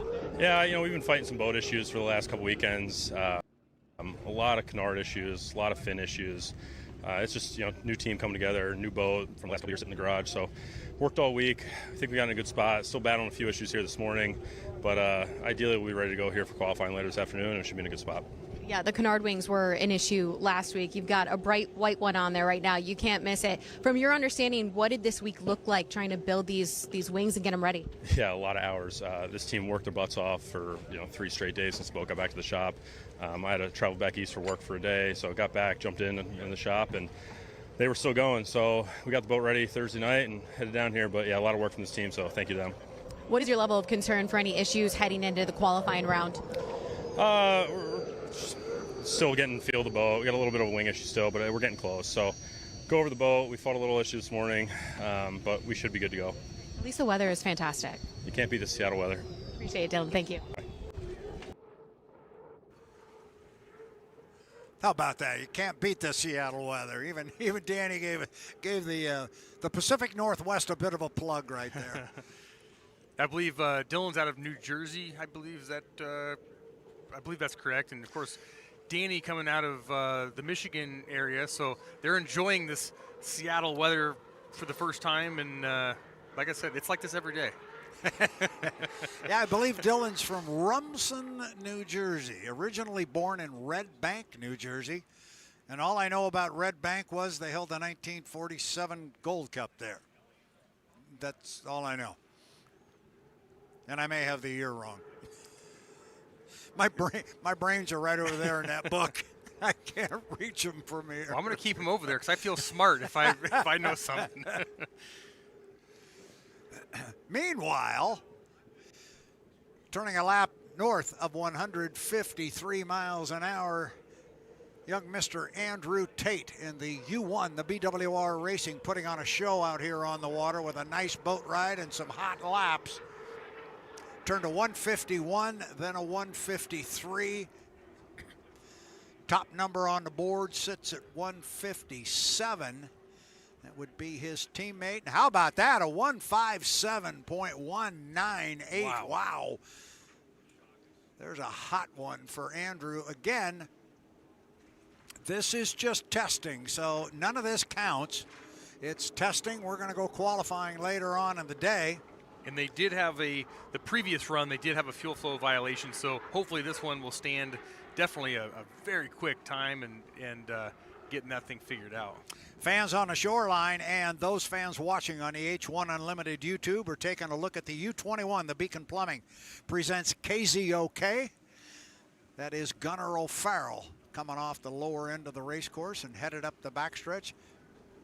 Gunnar had some earlier laps, nothing too impressive that passed Tech, running at 129, just a tick under 130. Looks like Mr. Tate's going to bring the defending national high points champion back to the pit area. You know, Gunnar had a tough weekend last weekend. It definitely wasn't the weekend that they were hoping for, but you know, I spoke with him a little bit, and you know Gunnar very well. He was not down at all. They were just, they weren't dejected. They were like, it is what it is. We're not going to dwell on it. We're going to build and keep getting faster, and they love this race course. So I'm glad to see him, you know, not carrying anything over from last weekend and just coming in here with a fresh outlook. And right now the boat looks great, and the lap times haven't been very, very good. They just stepped that one up to a 135.386. But as this weekend progresses, they're going to get this boat faster. It's one of the newest boats in the field. I heard you talking there about Gunnar, and everything you said, of course, is exactly true. But have you ever seen Gunnar down? Well, no, I haven't.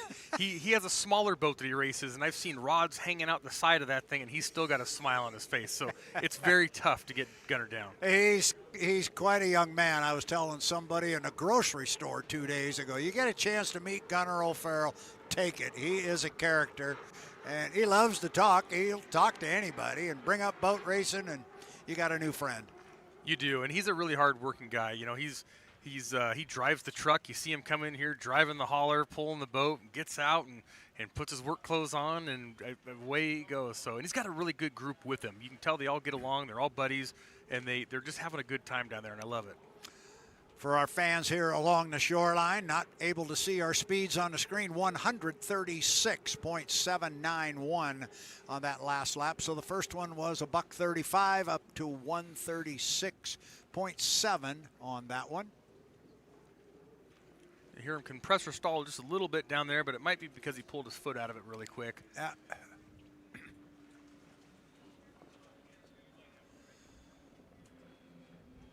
So we think Gunnar will head back to the pit area. Again, this is just a testing session. And the H1 Unlimited hydroplanes are going to have the water until 11 o'clock, and it is 10:41 right now. So they got 19 minutes until such time as they will relinquish the water to our Grand Prix class. We've got 7 Grand Prix hydroplanes down in the pit area, and they will go qualifying. And I do see the Beacon Plumbing Presents Tahoe Miss in the water still, and I also see the Royer Miss Madison with the cowling on. It's still on the trailer, but the cowling is on it. So hopefully they will get in the water before this session ends. I have to hope or think that they would hope to get in the water one more time. Yeah, they just had that one rung, and I see that now that you say it. The sun glinting off the cowling there on the Royer Miss Madison in the pits.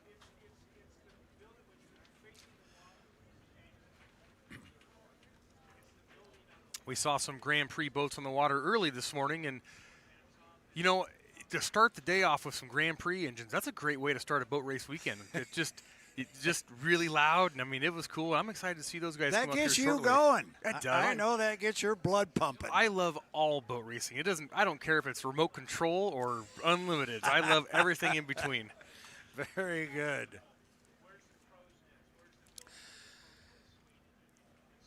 So I only missed the New Jersey Gold Cup.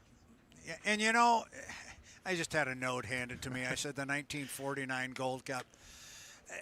And I knew it when I said it, because that's not right, because that was in Detroit. And, you know, we went back and won it in Detroit in 1950. And, of course, now it's been explained to me painfully here that the Red Bank APBA Gold Cup was held in Red Bank, New Jersey in 1929, 1930, and 1941. So those of you who are getting ready to blow up my phone, thank you. I've got the information. And you say, of and course. I stand corrected. You say, of course, like you should know that. That's not something that most people know. You're doing great. And we see the U12 Graham Trucking with Jeff Bernard back on the race course right now. heading up the back straightaway along the log boom. Jeff needs a good legal run here. I think we spoke about that a few minutes ago. He does indeed. And he does indeed. He's been out here. I think this is his 3rd or 4th run. They haven't fixed that exit pin yet. They must be waiting for this session to end. It still does have some air in it, so it's still visible, but it's definitely getting lower. Yeah, those things are huge. If you ever see one in the pit area, and he's talking about the entrance pin, he'll tell you as soon as I take a breath here what color it is. Yellow? It's yellow. It's yellow, okay. Because the others aren't that big, but those are. Those things are monsters. And while Jeff Bernard cruises up the backstretch, we're going to throw it down to our Danny Rogers, who is standing by with J. Michael Kelly. Danny? Great, and then, Mike is telling me how often he wins this race. I mean, you had a good streak there, 5 wins in a row. What comes to mind first when you think about Seattle and this course?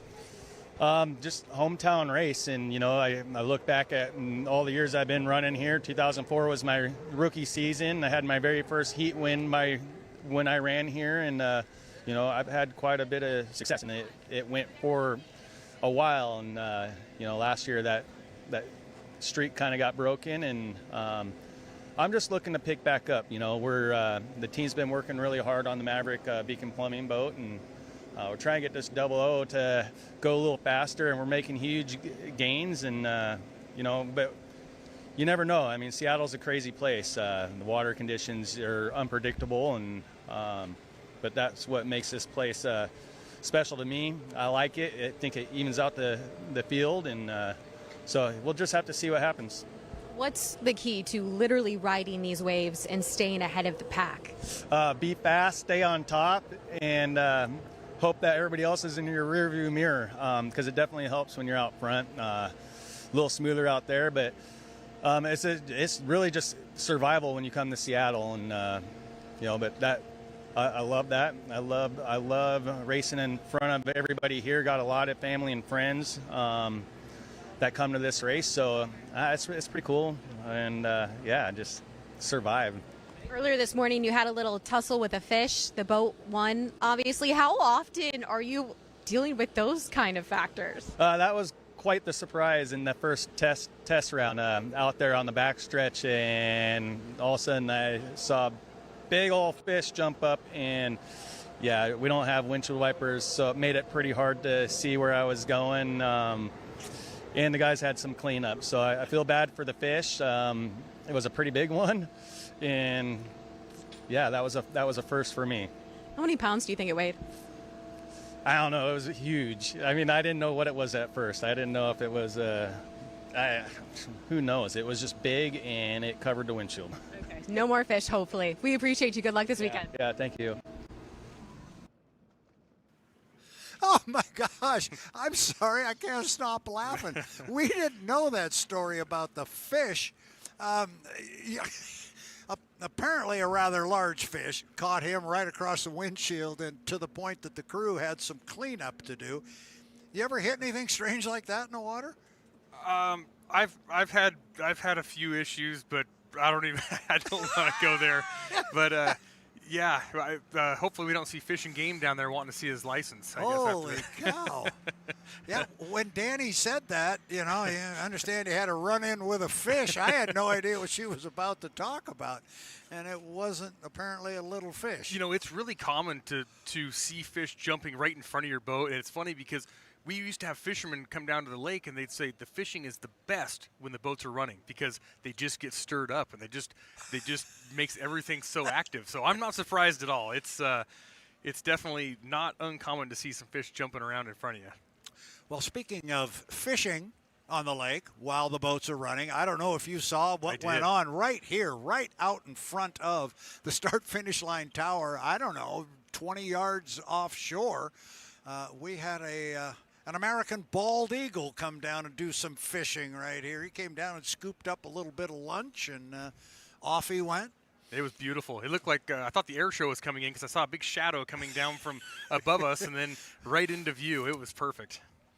We've got it all here at Lake Washington in Seattle today. We're looking north up toward Mount Baker. The lake is in perfect shape down to the south. We can't see Mount Rainier, but I am sure it is out. It was out in all its glory yesterday. So one of those picture-perfect days here on Seattle's Lake Washington. Seafair would like to take this opportunity to say thank you to Apollo Mechanical Contractors. Apollo Mechanical Contractors is proud to sponsor Seafair. 45 years strong, we support our communities and the people who build great things. Ranked number 5 in the nation, we are growing nationwide while staying true to who we are. Apollo Mech. Apollo, M-E-C-H.com. It's Apollo Mechanical. Seafair, thank you very much for your participation in our event. And we were talking about slogans. We're looking at this one, and I see part of that read. It says, the people who build great things. And I love that slogan on that boat. By the way, the Madison is in the water. I love that slogan on the side of the Apollo, building people who build great things. And it's so fitting because, you know, Apollo Mechanical being such a great company, but look at the people that he put together for his race teams also. It's just, it shows you what great people they have and the product that they're putting together to be so successful. So definitely shows. I have always said, and the little bit I have gotten to know Bruce Ratchford over the last year and a half, spend 10 minutes on their website or spend 15 minutes talking to Bruce Ratchford, and you will learn very quickly how important people are to him and everything that he does. And it's no different with the leadership that he is bringing to H1 Unlimited. It is all about people. Absolutely. And he believes very, very strongly in that, and it bodes well for the future of H1 Unlimited, and I believe that is Corey Peabody. Up the backstretch in the U3, Beacon Plumbing presents the Tahoe Miss. Just a quick note, Brad, the U40 cleared the truck, and I also just got word that the U00 also just cleared the truck. Good. Those watching on the live stream are getting Dustin Eccles' favorite view there as the boat comes right down the front straightaway at the camera. Yeah, you can, you know, it's really hard to tell from the shoreline. You say, oh, well, they're just going in a straight line, but that drone angle is so cool because it just shows you how much stuff is actually going on with the boat. You know, a lot of times it's crabbing at a 20-degree angle coming down the straightaway, you know, into the wind, and the driver working the wheel, working the canard, and there's so much going on out there in these boats. Peabody earlier had a fast lap of 145.5. See if he is able to improve upon that right now. Again, this is just a test session. Way outside right now. He certainly did go way outside on that one. Corey showed some speed over in the Tri-Cities, more than he had perhaps back in Madison. He's looking to build on that. He would love to win here on Lake Washington. Lake Washington hasn't necessarily been kind to Corey Peabody. He's had some tough times out here. He's owned the Columbia River and Tri-Cities. But over here it's been a different story, and it's been teammate J. Michael Kelly who's had all the fun here on Lake Washington. So sitting atop our board is Jimmy Shane with a lap of 157 miles per hour. Understand our Danny Rogers is standing by with the young man right now. Let's go to Danny Rogers and Jimmy Shane.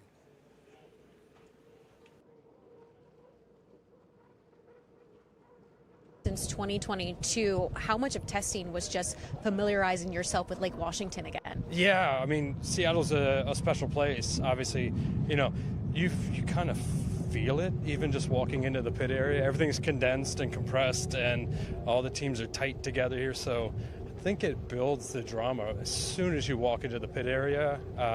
As far as like the atmosphere of the race here in Seattle, everybody's on the, you know, kind of on the line because it's a lot of hometown races for a lot of crew guys and owners and sponsors. It just builds and builds and builds over the weekend, but you feel it right when you walk into the pit area. As far as the course, it's got to adjust some buoys. The course is a little a little wonky right now, but man, it felt good to get back out there on a 2-mile course. That's the first 2-mile course I've run on since 2022, and this boat is something special. So this boat was really built for a 2-mile course, and I think it's really going to show its legs here this weekend. And after the first 2 test sessions, it's exactly what I expected. In what ways has Seattle influenced your entire boating career? Well, I mean, it's really is the mecca when you really think about H1 Unlimited. You go all the way back to the history and tradition of running for the Gold Cups back in the 1900s. And then it was always Detroit and New York and Detroit and New York. And then in early 1950s, some guy came out named Ted Jones that built a very special boat out here in the Seattle area. And he went out and won the Gold Cup for the first time for a West Coast team. So I think it was right around 1954 when Seattle really started being prominent in the sport of unlimited hydroplane racing, and now it's the mainstay. It's its mark. Most of the teams are based out of here, and most of the sponsors are based out of here. And the only way I can describe it is the mecca of unlimited racing as far as tradition, history, and what we're going to see this weekend. Fantastic history lesson. What do you remember about your last race here 4 years ago? I remember it being very challenging. We had a very fast boat with the Home Street bank boat back in 2022, and I know that I have to race against it this year with Andrew running this boat behind me. And, we're going to just keep doing our thing with the Apollo boat. We're going to keep making adjustments. We made a big adjustment after the first test session, and we figured out some stuff with some of our extra parts that we had in the back of the truck this weekend. And so it's nice to see it go out there and work. I have to make a few adjustments as a driver if we're going to run those parts on the boat, but I'll do what I need to do. Good luck. We appreciate you. Appreciate it. Well, Jimmy Shane, pretty good in the history department. He pretty much had that nailed down, much to the chagrin of Mr. Detroit over here. However, the thing that I took away from that interview was, if you didn't watch the first 2 races, you'd think that they were slow, because he says this boat is actually built for a 2-mile race course. Yeah. We're really hoping to be able to put something together this weekend. Well, I hope the other teams are listening to that, because he's already set the mark pretty high. Yeah, and if you did know that he had won, what I took away from that was, if you did know that he had won the first 2 races of the year on the 2.5-mile course, his comment about that boat being built for the 2-mile course should scare the crap out of everybody. Absolutely. You mean, wait a minute, we haven't seen what this boat was built to do? Holy cow, that boat is something special. And Jimmy's so articulate. A great interview, and of course he's got the public speaking background, but certainly a great spokesman for H1 Unlimited. Absolutely, he is. Roy or Miss Madison at the top end of the race course. Apparently some of the buoys aren't lined up too straight. Wonky, is that a race course term you guys use? Very technical term. As soon as you say wonky, everybody knows what you're talking about exactly. Buoys kind of going in a snake down to, okay. So Brandon Kennedy getting not only reacquainted, but getting acquainted with the Seattle, Washington race course and Lake Washington and all the parallel rollers, and it's all they can say to him when he brings the boat back is it's only going to get worse. Yeah, you have that to look forward to. And, we're going to see a little bit of everything this weekend. Like Jay Michael said, anything can happen here, and this race course is it's like no other, and it can't be overstated, because what we're seeing right now is the only time this weekend that the course is going to look this nice, it's going to look this smooth, and with this much sun, because it's just going to keep changing, every time the boats are on the water. So I guess the key thing they can do is just keep adapting.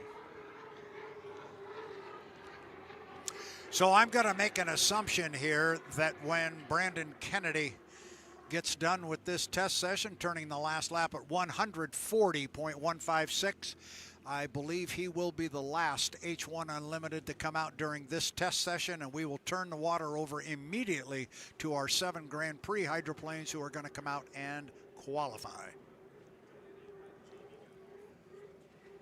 I understand suddenly Danny Rogers is becoming one of the busier people down in the pit area, right alongside our crane operators. She is standing by with Damie Nilsen. Let's go to Danny.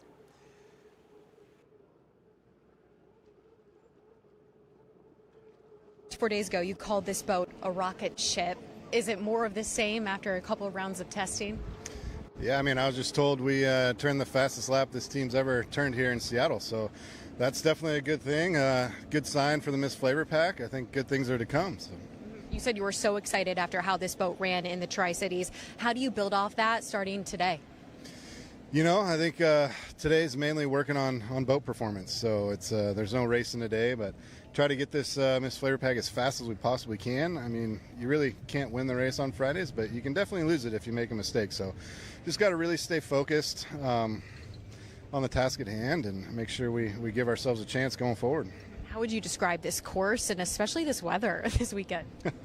The course, I'd describe it as a big bathtub. It definitely gets rough out there, and the most challenging part is that the waves are unpredictable. You don't know which way they're coming at you, where they're coming from. So definitely makes it challenging as a driver. But you know, nothing Miss FLAV-R-PAC can't handle, and she's handling great so far. It's been a pleasure to drive. How do you begin to mitigate just the big waves and all those challenges you just talked about?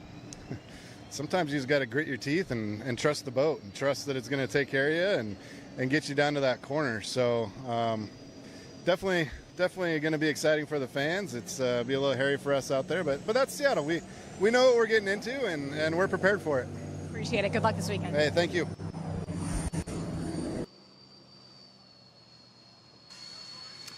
Back here on the Bill Myers Memorial Broadcast Studios on the start-finish line tower, Brad Luce, along with Dustin Eccles, Danny Rogers down in the pit area, and boy, we lit up her microphone, and she's been busy talking to drivers and getting the insight, and everybody's kind of saying the same thing. This is unique. There's nothing else like this, and now we've had it referred to as a bathtub. Yeah, I think that's pretty fitting, though. And I mean, you know, Danny's doing such a great job down there. Right now is the time when all the teams have their heads down. They're trying to work. They're on a time crunch, but she's in there finding out what's going on with everyone and what they're hoping to achieve. So I think she's doing a great job.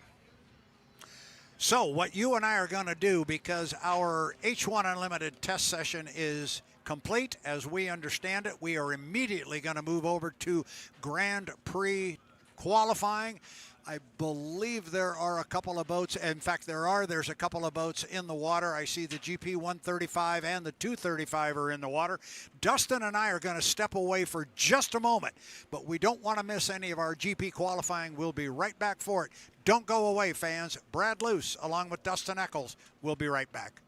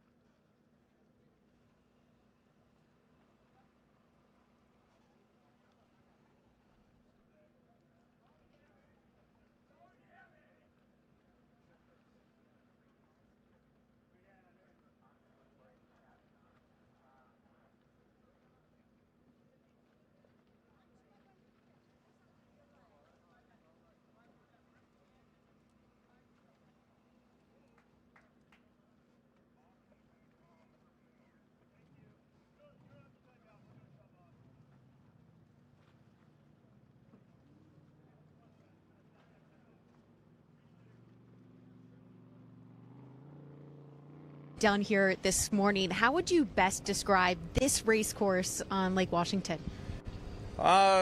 Today is perfect. There's not a lot of pleasure boat traffic out there, even though it's nice out, but it's still early. Come qualifying time, I'm sure there'll be a little bit more traffic once people get off work on Friday.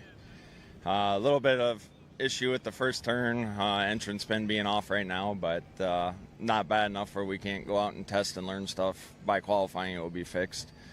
We're happy with our setup, a lot better than when we started last weekend. So both times out.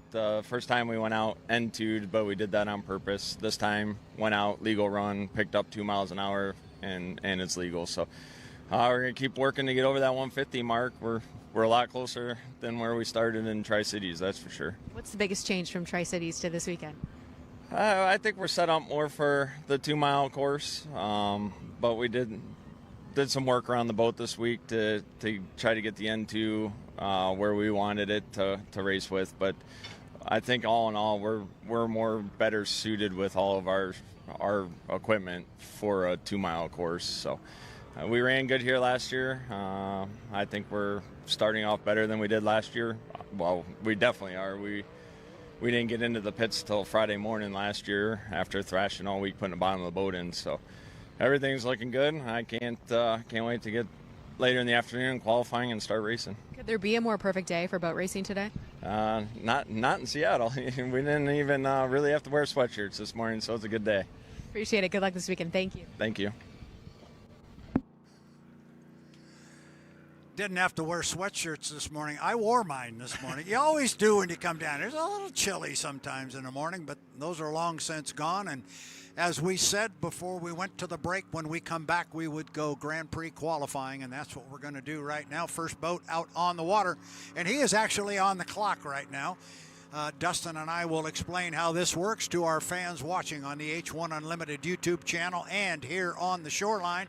But the boat itself is the GP15. It's driven by Greg Hopp under the sponsorship of Thai Ginger this weekend. So glad to have them on board. And usually the second lap is the quick lap after they warm it up. He's got it warmed up. Foot's coming down. Let's put him on a clock for a quick one. Yeah, you don't have to wonder when they're hitting the loud pedal because it lets us know that it is loud.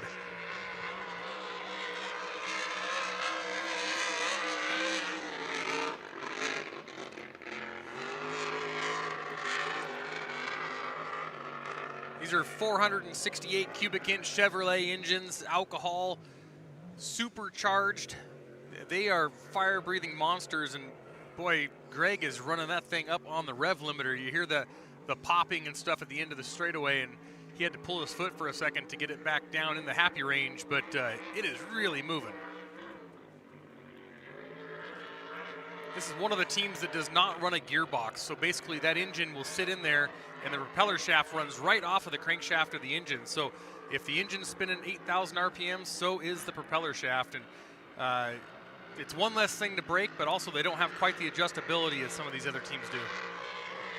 So Greg Hopp will come down and complete his second qualifying lap. They usually use the first lap just to warm the engine up, get the oil temp up, make sure everything is running properly.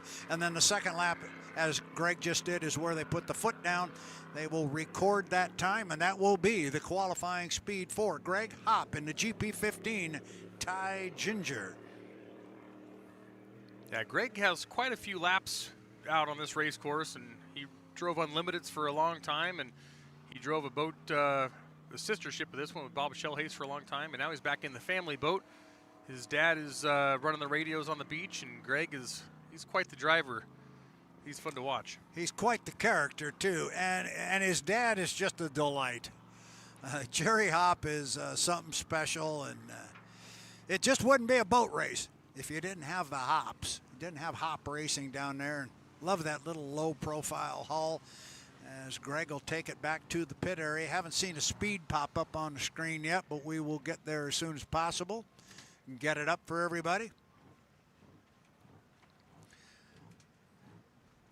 Like to remind everybody of some of our top sponsors here for Seafair in 2026. Boeing, the Boeing Airplane Company, the official aerospace partner of Seafair. Thank you, Boeing. and Alaska Airlines, the official airline of Seafair. Alaska, thank you. And of course, Dustin, when all you want is everything, Tulalip Resort and Casino, the official resort and casino of Seafair. Thank you, Boeing, Alaska Airlines, and Tulalip Resort and Casino.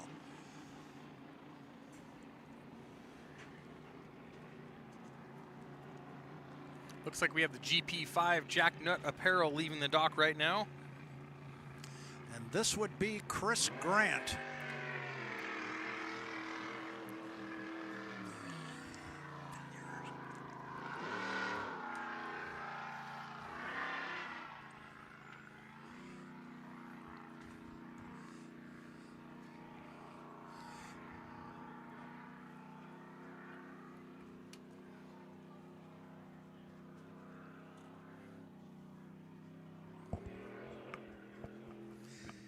This boat didn't make the East Coast swing, but it was great to see him last weekend out in Tri-Cities. They ran very well and even got a heat victory in one of the heats on Saturday, I believe. I like this boat. I like the way it looks on the water. This is a Jones hull, I believe, correct? From I was going to try and put a year on it, but I don't think I can. Well, and it bounced around. You know, this was started. It was a kit. I think the Wiggins race team picked it up for a little while, and I think it was finished by a bunch of different people. So it's been around, but it's a beautiful boat. Very, very fast. Chris Grant, GP5, Jack Nut Apparel. And we're going to put him on the clock now. They get a 2-lap qualification effort, and it's their fastest of the 2 laps, but they typically, just because of the way these engines work and the type of engines that they are, you want to warm them up. So typically the first lap is a warm-up lap, and then as he gets up toward the top end, you'll see him find what I just learned from Dustin Eckel is called the loud pedal. Sometimes called the gas pedal, but the loud pedal. And he'll find it and put his foot in it, and then it gets fun. Yeah, you talk about oil temperature and everything. It takes a while. You know, your typical passenger car carries about 5 quarts of oil. These Grand Prix engines hold over 6 gallons of oil. So it takes a little while to get that oil temperature up so they can go out there and run almost 9,000 RPMs. I think they're running about 8,500 at the end of the chutes. All right, so here he comes down to complete technically lap number 1, but this is where he's going to put his foot in it and try and turn a hot lap here on lap 2. Chris Grant, GP5, Jack Nut Apparel, is on the clock for lap 2.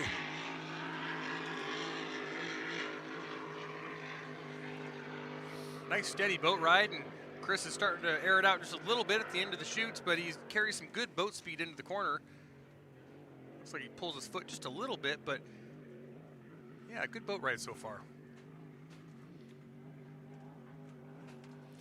Up the backstretch, and now he'll start going in front of the boats on the log boom. Up toward the top end as the log boom begins to fill in, and it will fill in and become very full by the end of the weekend. It's drifting out quite a ways there. If he can hold it on the pins here in these qualifying laps, he's going to get a lot better time, but still not a bad looking run. No, it's a good run, and it's a successful run. Jack Nut Apparel, GP5, with Chris Grant driving. Yeah, very nice. And he will cool the boat down, bring it back to the pit area. And qualifying is very important to our Grand Prix class because this is how they determine who runs, very similar to what H1 Unlimited does. This is how they determine who runs in which heat. Now, I'm a little surprised here. One of us can't count. It's either me or the officials or somebody because he's running a fairly hot lap here. Yeah, I think Chris lost count of his laps. And this is... That's a lot of time on the engine that they don't need to be... There, he's got the message now because he just pulled wide on it and pulled his foot, but he was running pretty hard. Yeah, one of a good buddy of mine, Rick Bridgman, a boat owner I used to drive for, he said these Grand Prix engines are like a hand grenade with the pin pulled about halfway out. So anytime you don't need to run it harder than you need to, don't. Don't. So It's a good analogy.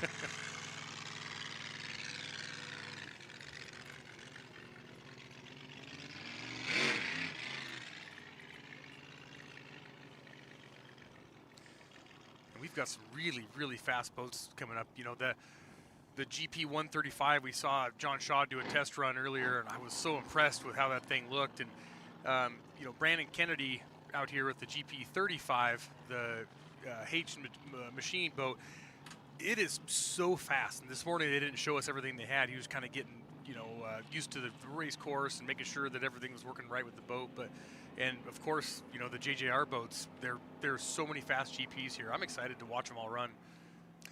And now, those of us watching on our H1 Unlimited YouTube channel, the live view leaderboard is up, so we're starting to get speeds. We want to pass those along to our fans along the shoreline. Greg Hopp in the GP15 Ty Ginger turned his quick lap at 114.068 miles per hour. Chris Grant, his hot lap was 100 even, 100.469.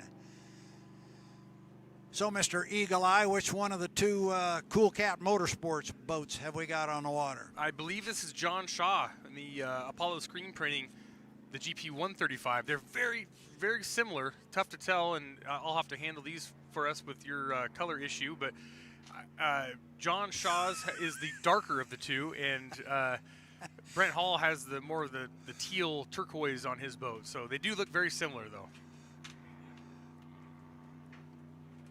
This is the former Bad Influence. Jeff Bernard drove this boat in previous years, and I believe it still has a record on the 1 2/3 course. And just a super fast boat. I mean, just so much fun to watch. And John Shaw's doing a great job of getting this thing around the race course. And the GP79, owned by Mike Grindell, I believe. Yep. He owned the boat, sold it after San Diego last year. Missed seeing Mike around the pits. Is he here? No, I missed seeing him around the pits. I thought you said No. Yep. A good guy. Certainly good for boat racing on all levels.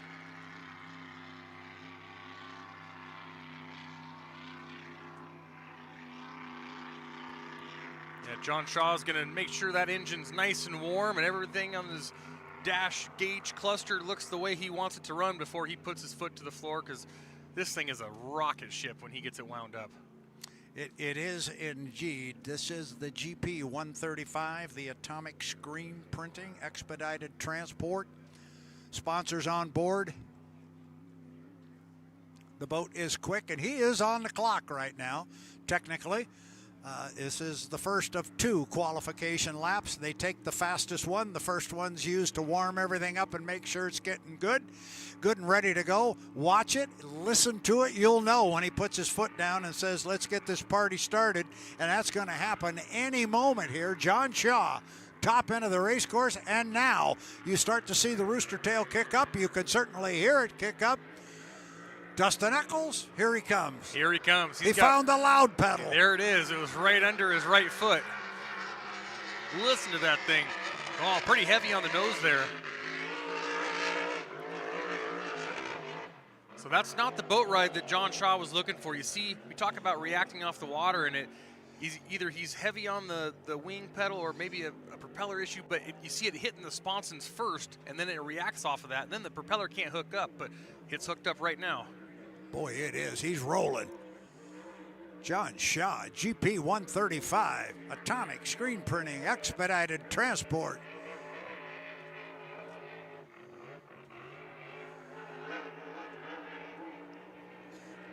This will be a quick one. I like his line through the corner. Yeah, very nice line.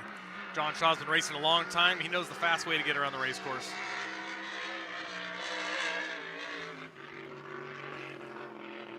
And just like the hand grenade, having the pin pulled half out, as soon as he hit the finish line, just get your foot out of it.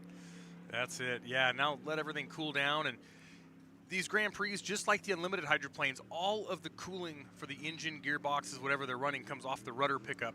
So he's going to use this lap here to just go slow, make sure he gets lots of water through the engine, gearbox, cool everything back down. So as the team's working on it back in the pits, it's not burning everybody's hands, and it just gets everything cooled down to a safe level. Quick lap for Greg Hopp was 1:14, but now John Shaw 127.714 miles per hour. There is a big jump, and there is a hot lap. John Shaw, GP 135, atomic screen printing expedited transport. They got to be happy with that, right? Very happy. I would think so. 127 on a Seattle mile and 2/3 race course is pretty darn fast. That's gonna be one of the top times.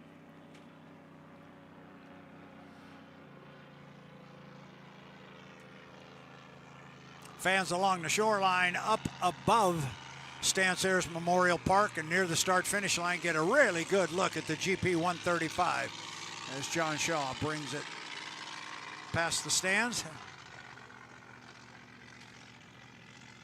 Understand our Danny Rogers is standing by in the pit area with Trey Holt of Miss Madison Racing. So let's throw it down to Danny Rogers in the pit area. Danny? Trey, this is your first full season as a crew chief with Miss Madison. What are you learning along the way as you complete each race weekend? The biggest thing I'm learning is leadership. Never really had to step into that role until last year. Getting the hang of it, just making sure the whole crew jives and everyone's making sure they're doing their job correctly. What's the biggest challenge day to day? Biggest challenge, keeping these guys in line. Definitely the biggest challenge. But no, they're a great crew. They're learning. Most of them have never been on a boat before, so but we're getting there. Your driver, Brandon Kennedy, he's proven himself in the GP races. Now he's able to do it with the H1s. How would you sum up his driving so far this season? He's doing great. He's giving excellent feedback when he's coming in. It just takes laps. More laps out there, the better for him. Get him more comfortable, and we'll go from there. This course has been described as a bathtub by Jamie Nilsen. How would you describe it? About the same bathtub. A big fish bowl. All the waves always come back to the middle, especially off the log boom. But we'll go through the data and adjust the boat accordingly. We appreciate it. Thank you. Thank you. Back here on the start-finish line tower talking to Trey Holt down there, first year as crew chief. I like that first time in a leadership role, and that's a big deal.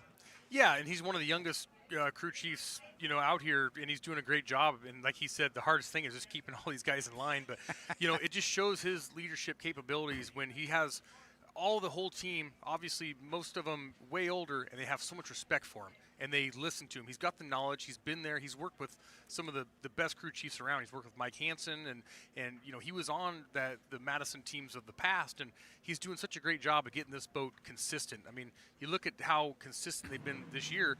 They're right there. They're in the hunt. They're starting and finishing, so they should be really proud of themselves. Seafair would like to thank Swire Coca-Cola, the official beverage partner of Seafair. Swire Coca-Cola. And the Washington Athletic Club, the official athletic club of the Seafair Triathlon. And how about this sponsor? You may know this name, Dustin Eccles from the past, Oberto. Oberto, the official partner of Seafair. Thank you from Seafair to Swire Coca-Cola, the Washington Athletic Club, and Oberto. And I think that is our friend Mr. Brent Hall on the race course right now in the GP 235, and they were pretty excited to announce some new sponsorship packages that they've got going this weekend that they've rolled out, and it's pretty big stuff and it's pretty cool. GP 235 Lazy Boy Furniture, powered by the V Foundation, and the V Foundation is on the boat in honor of Brent's brother, who passed away a year ago over the 4th of July weekend when we were in Madison, Indiana. And it's really a cool moment, I know, for Brent to be out there driving with the V Foundation in honor of his brother. Absolutely, yeah. It's so important. You can tell that is what is driving him. He works so hard to be in this position and have a good boat, but these great sponsors coming on board to represent and help support Brent in getting this thing out there. It's so cool to see. And they also have, Pagliacci Pizza on board and Mona Bailey Academy. And Brent, I was speaking with him earlier, and he was telling me how a lot of this came to fruition. It's people that he enjoys boat racing with back at Mercer Island growing up. So how cool is that to get everybody together and come out here and enjoy Seafair together? Yeah, and talking to Brent, he loved to speak about, he grew up right over there in our backdrop on Mercer Island, watching the boats and hearing the boats as we all did as kids. And now he's out here driving one. So this is a big moment for our colleague and our friend Brent Hall as he goes up the backstretch. Actually, again, he is on the clock for the first of 2 qualifying laps, but this will be the slow one. His radio man just down 2 hour left. He will talk him around the race course. I think he got a little bit confused going down the front straightaway, but he knows where those buoys are now. He will be fine. And we'll watch and listen for him to put the foot down. There it is. Yeah, Brent knows how to make a boat go fast, and you know that he was chomping at the bit to get this thing around the race course. So here he's coming down. It's going to be his final qualifying lap, but his only hot one here, so let's see what he can do. Brent Hall, GP 135, Lazy Boy Furniture, powered by the V Foundation, down to the bottom end of the race course. Yeah, the boat was a little light going into that corner, and he did a good job getting out of the throttle just for a second, getting it settled back down and right back on the throttle again, and he exits turn number 1, and he's wide open down the back straightaway. Yeah, it looked like it skipped a bit just as he got down there toward the entrance buoy to the corner, but Brent running hard up the backstretch. This might be a pretty good lap here. One of the quicker ones maybe we've seen for Mr. Hall. Come on, Brent, keep it rolling. Yeah, keep it on those buoys, and he's doing a good job right there. He's just got to get it through the corners and not give up any time. Oh, no. Oh, my goodness. He had it going so well. Shut her down, Brent. Unfortunately, I see a little bit of smoke about the apex and to the exit of turn number 2. And yep, that is a tattletale sign that something was upset inside that engine. And he has popped the lid. That is a tough, tough break.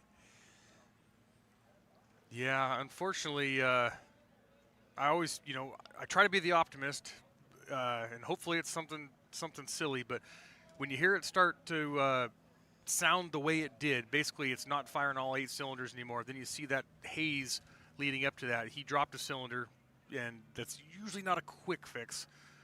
Fortunately for that team, they do have a lot of parts and pieces, and they came a long way, so they travel very prepared. And like we spoke about, there's a lot of great names on the boat that put a lot of support towards that team, so hopefully they get it fixed.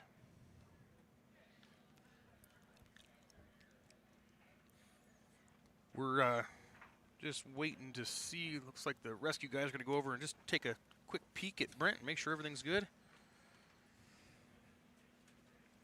That's a heartbreaker, though. He had a great lap going and really wanted to see what it was going to iron out to be. Yeah, I was getting excited to see what kind of a final speed we were going to have for Brent. I thought maybe that would be the hottest one we might have seen so far for him this year. Our fans watching at home on the H1 Unlimited live stream are getting a good look at Brent as he stands on the deck of the Cool Cat Motorsports GP 135 Lazy Boy Furniture, powered by the V Foundation. And if I know Brent, he just told the rescue guys, hey, I'm fine. Let's get a rope in this thing. Let's get it in quick because we got a race coming up. We got work to do.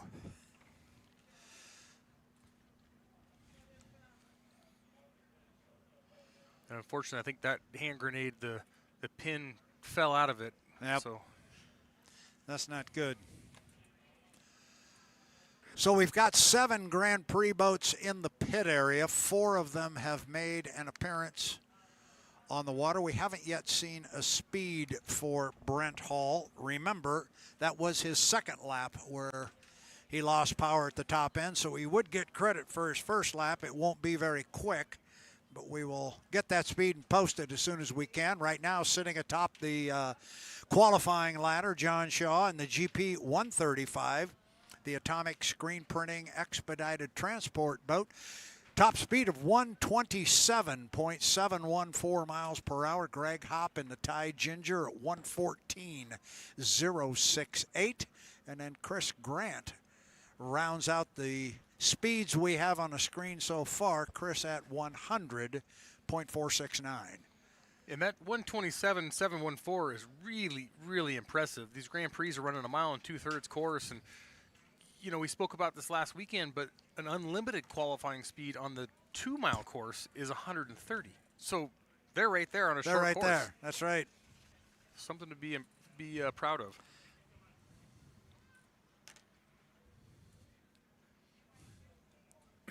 Well, the glare this morning was killing me, but right now it is perfect. Yeah, this is great right now. This is good. Make this happen. Filling up. Seafair would like to take this opportunity to thank Alaska Airlines. Alaska Airlines is proud to be Seattle's hometown airline. With new flights to London, Tokyo, Rome, Seoul, and at least 7 more global routes out of Seattle by 2030, there has never been a better time to be an Alaska Airlines guest.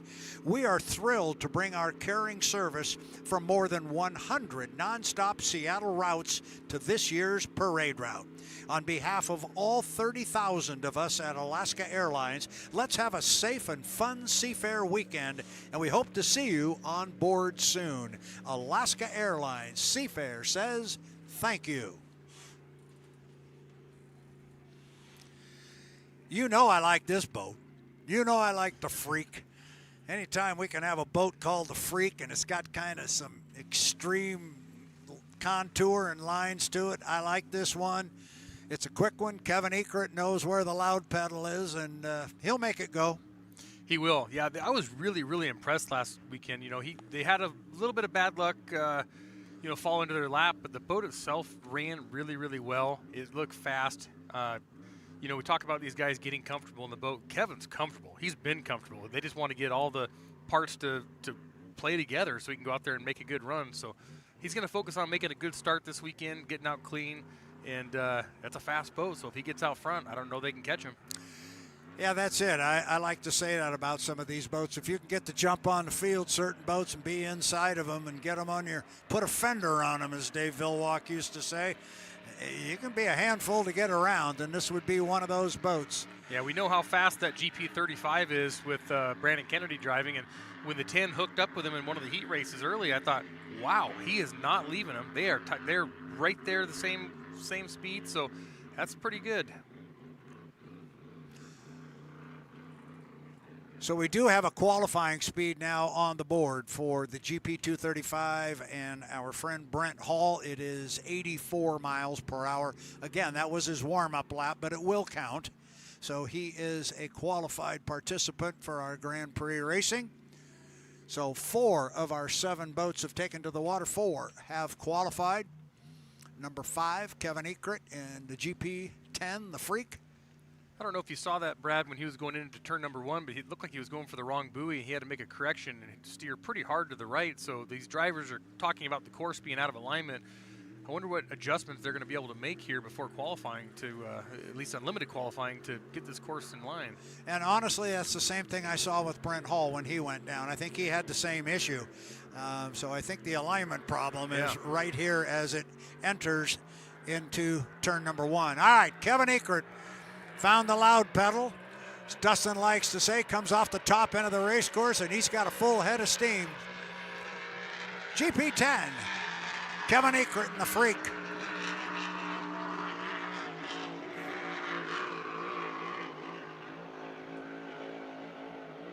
Didn't seem to have any trouble with the line going down there this time. No, it looks really good. I think, if anything, he needs a little more top end. It seems like he ran out about halfway down, but the acceleration looks incredible.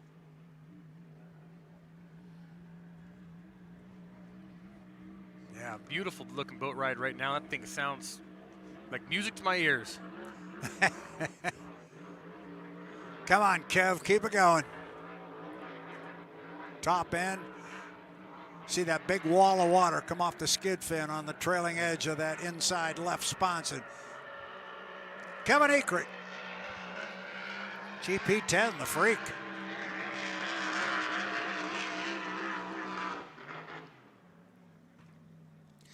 We mentioned as a sidebar away from Kevin Eckert and his successful qualifying run that those entrance and exit pins for H1 are about 8 feet tall. And for those of you who are near the start-finish line on the shoreline, if you didn't believe us, check the boat that's going up toward the top end.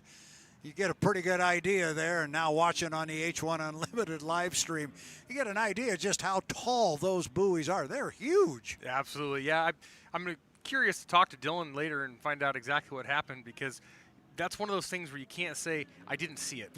It's, I never saw it. So there must have been an issue, something happened there, and it does happen. It's, but yeah, you can't use that as an excuse. It didn't see it. What buoy?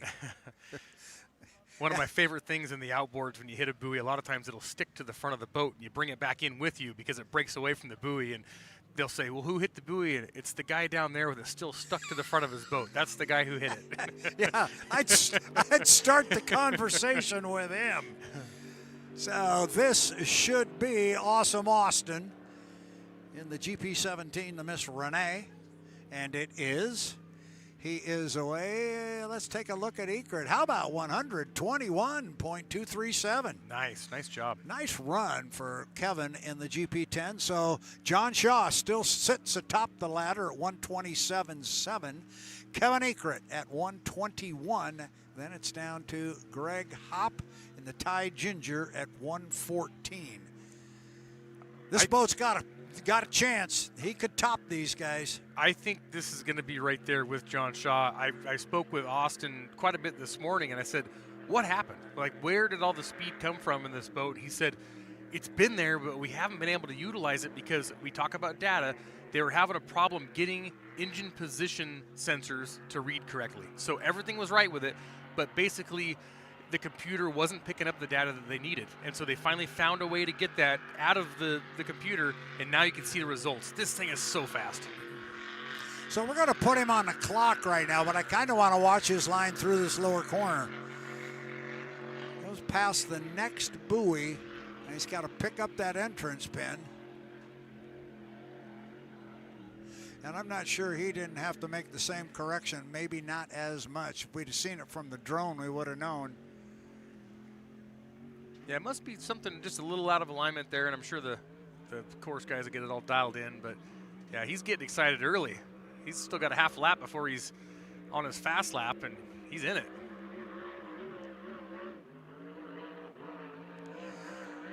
We know this boat's fast. You know it's fast. You've got history with this boat, and we know young Awesome Austin, he can handle a race boat. So let's see what happens. It is Austin Egret, the GP17, the Miss Runne. Beautiful looking setup right now.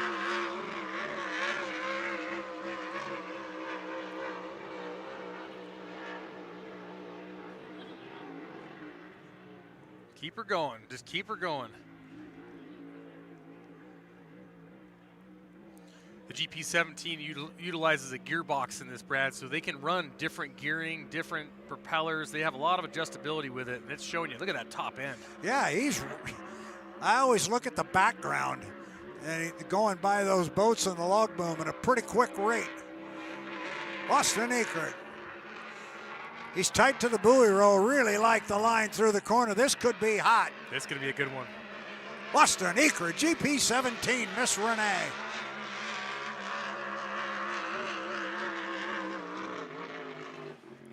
I really like, this is something that doesn't get spoken of a lot, but how Austin finished that run. He didn't just pull his foot out of it like, instantaneous. He gradually got out of the throttle, and that the engine builders and all the guys working on propellers love that when a driver does that. A lot easier on the equipment.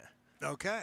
And he gently kept pulling it down. And how about that 124.456? Wow. 124.456. So still John Shaw with that 127 still sitting at the top. We got one more boat to go, and it's that Brandon Kennedy character.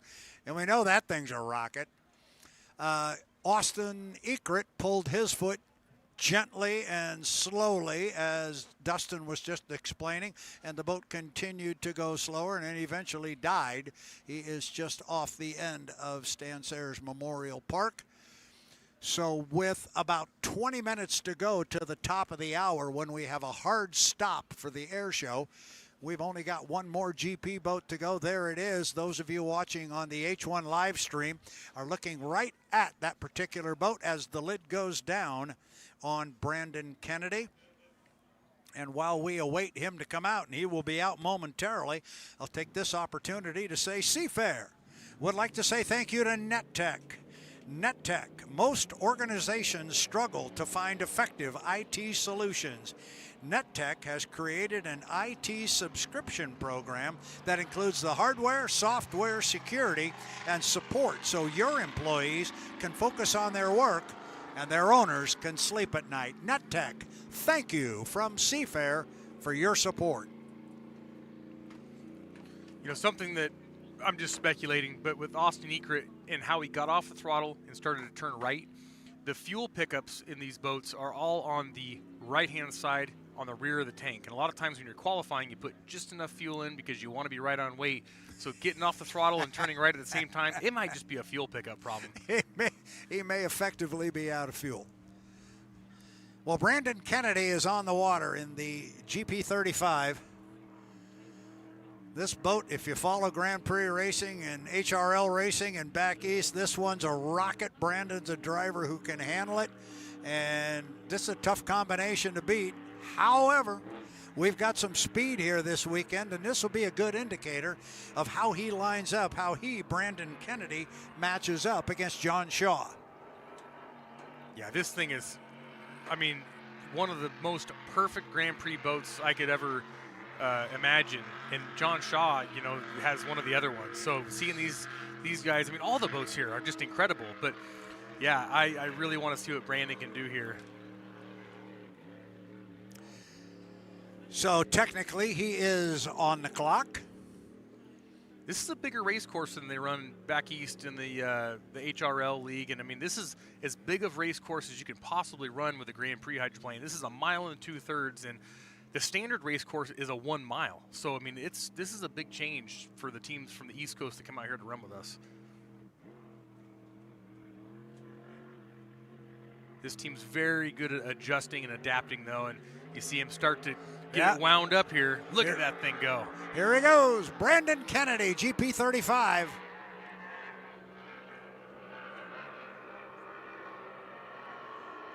He's on a rail right now. You see that thing just corner perfectly, and you can see all the way underneath that boat. It's just an absolute perfect boat ride. Man, that's outstanding.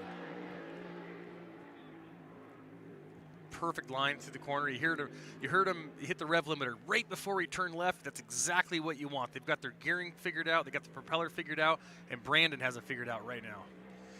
Looking really strong up the backstretch here on the second of 2 qualification laps, trying to top John Shaw. John Shaw is sitting at 127.7. That's the number to beat. 127.7.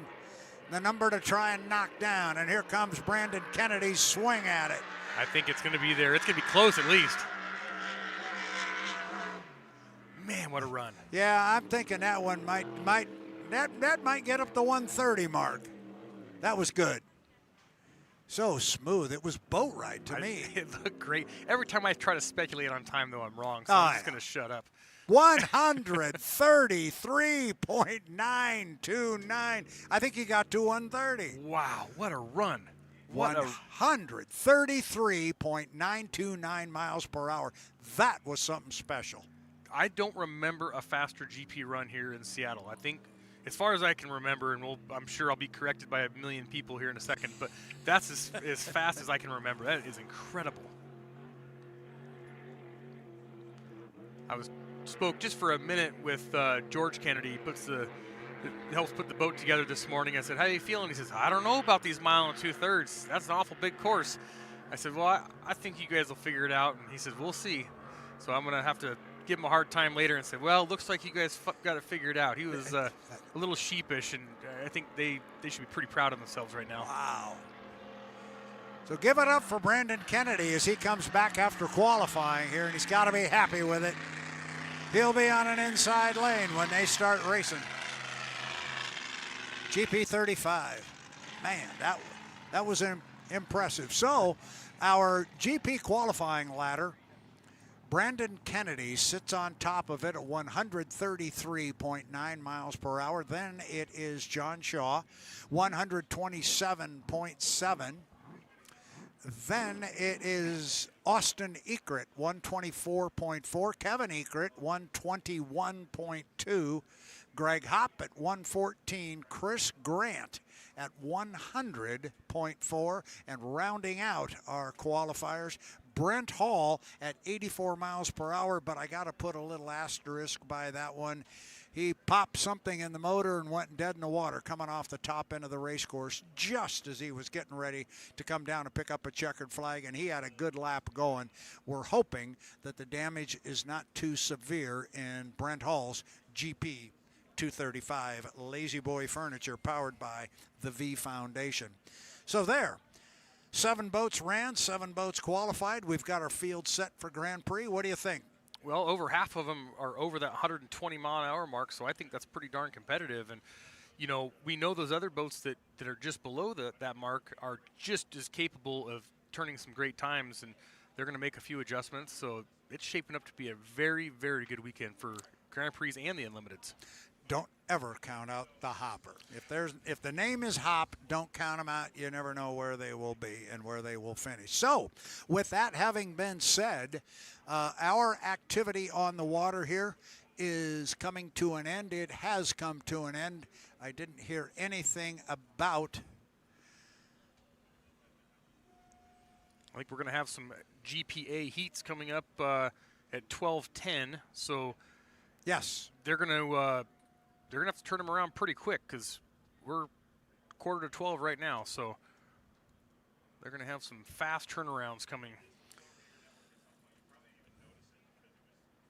Yeah, that's going to come real quick. We are going to check our schedule, make sure we are correct and things have not changed. I know we've got an air show coming up, but we've got GP boats being taken across the court. Brent Hall, to your point, you know darn well he wants to get back and get things fixed, but they're just now getting clearance to bring him across the race course and back to the pit area. So he's been out there a while. They'll be anxious to get under the bonnet of that one and see exactly what happens. So we're going to step away. We're going to take a break. We will be back. We're going to go check on the schedule, and we're going to be back very quick with racing. It sounds like on the Grand Prix side, but until we get there, and shortly, don't go away. Brad Luce for Dustin Eccles, Danny Rogers. We are at the 2026 Apollo Mechanical Cup at Seafair. It's a beautiful day in Seattle. Don't go away. We will be back shortly.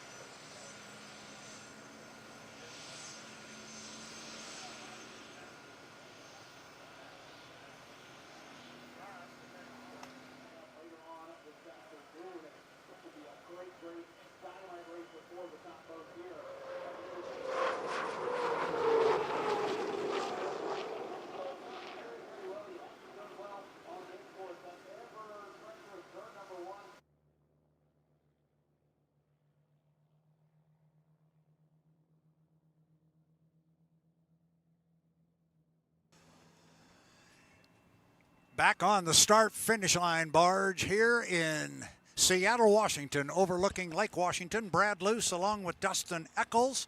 We just got done with H1 Unlimited testing and our Grand Prix America hydroplane qualifying session.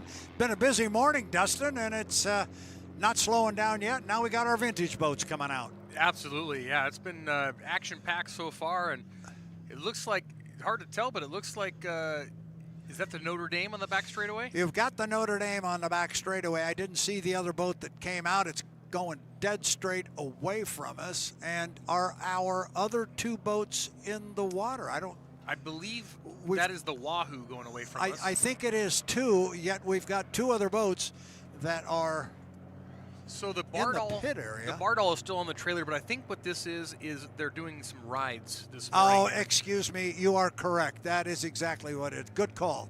Good call. And by rule, they have to be 180 degrees apart from each other on the race course. They've got to be opposite ends of the race course from each other. You're looking at the Notre Dame, the 1962 Notre Dame off the top end of the race course. The Wahoo's running smartly up the backstretch. Might be able to hear that in the background as you hear that Allison go up the top end. But here comes what I'm going to assume is Kip Brown driving the Notre Dame. You can picture that orange or that yellow helmet, the bright yellow helmet makes Kip stand out pretty good. And he's definitely got somebody on board with him. So this is the 1962 Notre Dame. This is the fourth in a long line of Notre Dame hydroplanes. Boat was owned by Detroit industrialist Herb Mendelson and his daughter Shirley Mendelson McDonald. As the Wahoo, there you go, looking at that boat come across. The boat was owned by Bill Boeing Jr. Something special about that hydroplane. That particular boat has an incredible amount of history to it. You start talking about the history of that boat and you just get lost doing it, but it was driven by some famous people. It was driven most famously by Miroslav, who was a private pilot for Bill Boeing. And when Bill built the Wahoo, he got his private pilot to drive it, and Miroslav went into H1 Unlimited hydroplane racing legend and lore. Miroslav himself was an APBA Gold Cup champion, winning the Golden Goblet in 1966 on the Detroit River. If you're a fan of hydroplane racing, Seafair in general, there's a wonderful book written about Miroslav that David Williams put out. You can get it at the Hydroplane Race Boat Museum, but definitely worth the read. It's very rare for me to sit down with a book and be able to just read it straight through, and I sure did with that one. The story is absolutely incredible and definitely worth the read. And David Williams has that type of a writing style. I have found the same thing. It's very easy to sit down with it and get consumed with it. Now, maybe I'm crediting him with a writing style he doesn't deserve because it is boat racing, so we'll read it no matter what. But he does have a very good style, and I enjoy reading his words. As you look there at the U-77 Miss Wahoo. One of my favorite comments about the Miss Wahoo is the boat name itself. The boat name is Wahoo. Do you know where that came from? I don't. Well, Bill Boeing's wife was from a little town of Wahoo, Nebraska.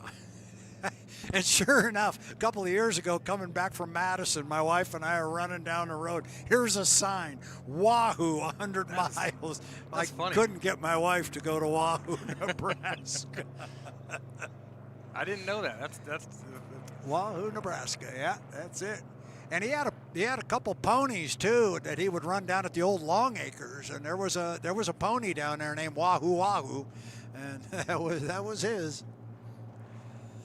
This boat later ran as the Miss Exide, the Wahoo you're looking at there, and in 1965 became the first boat to post a qualifying speed, a 3-lap average north of 120 miles an hour. It was 120.356 miles per hour.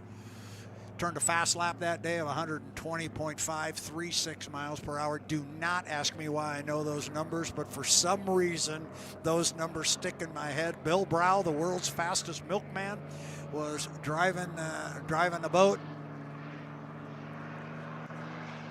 As you look at the Wahoo.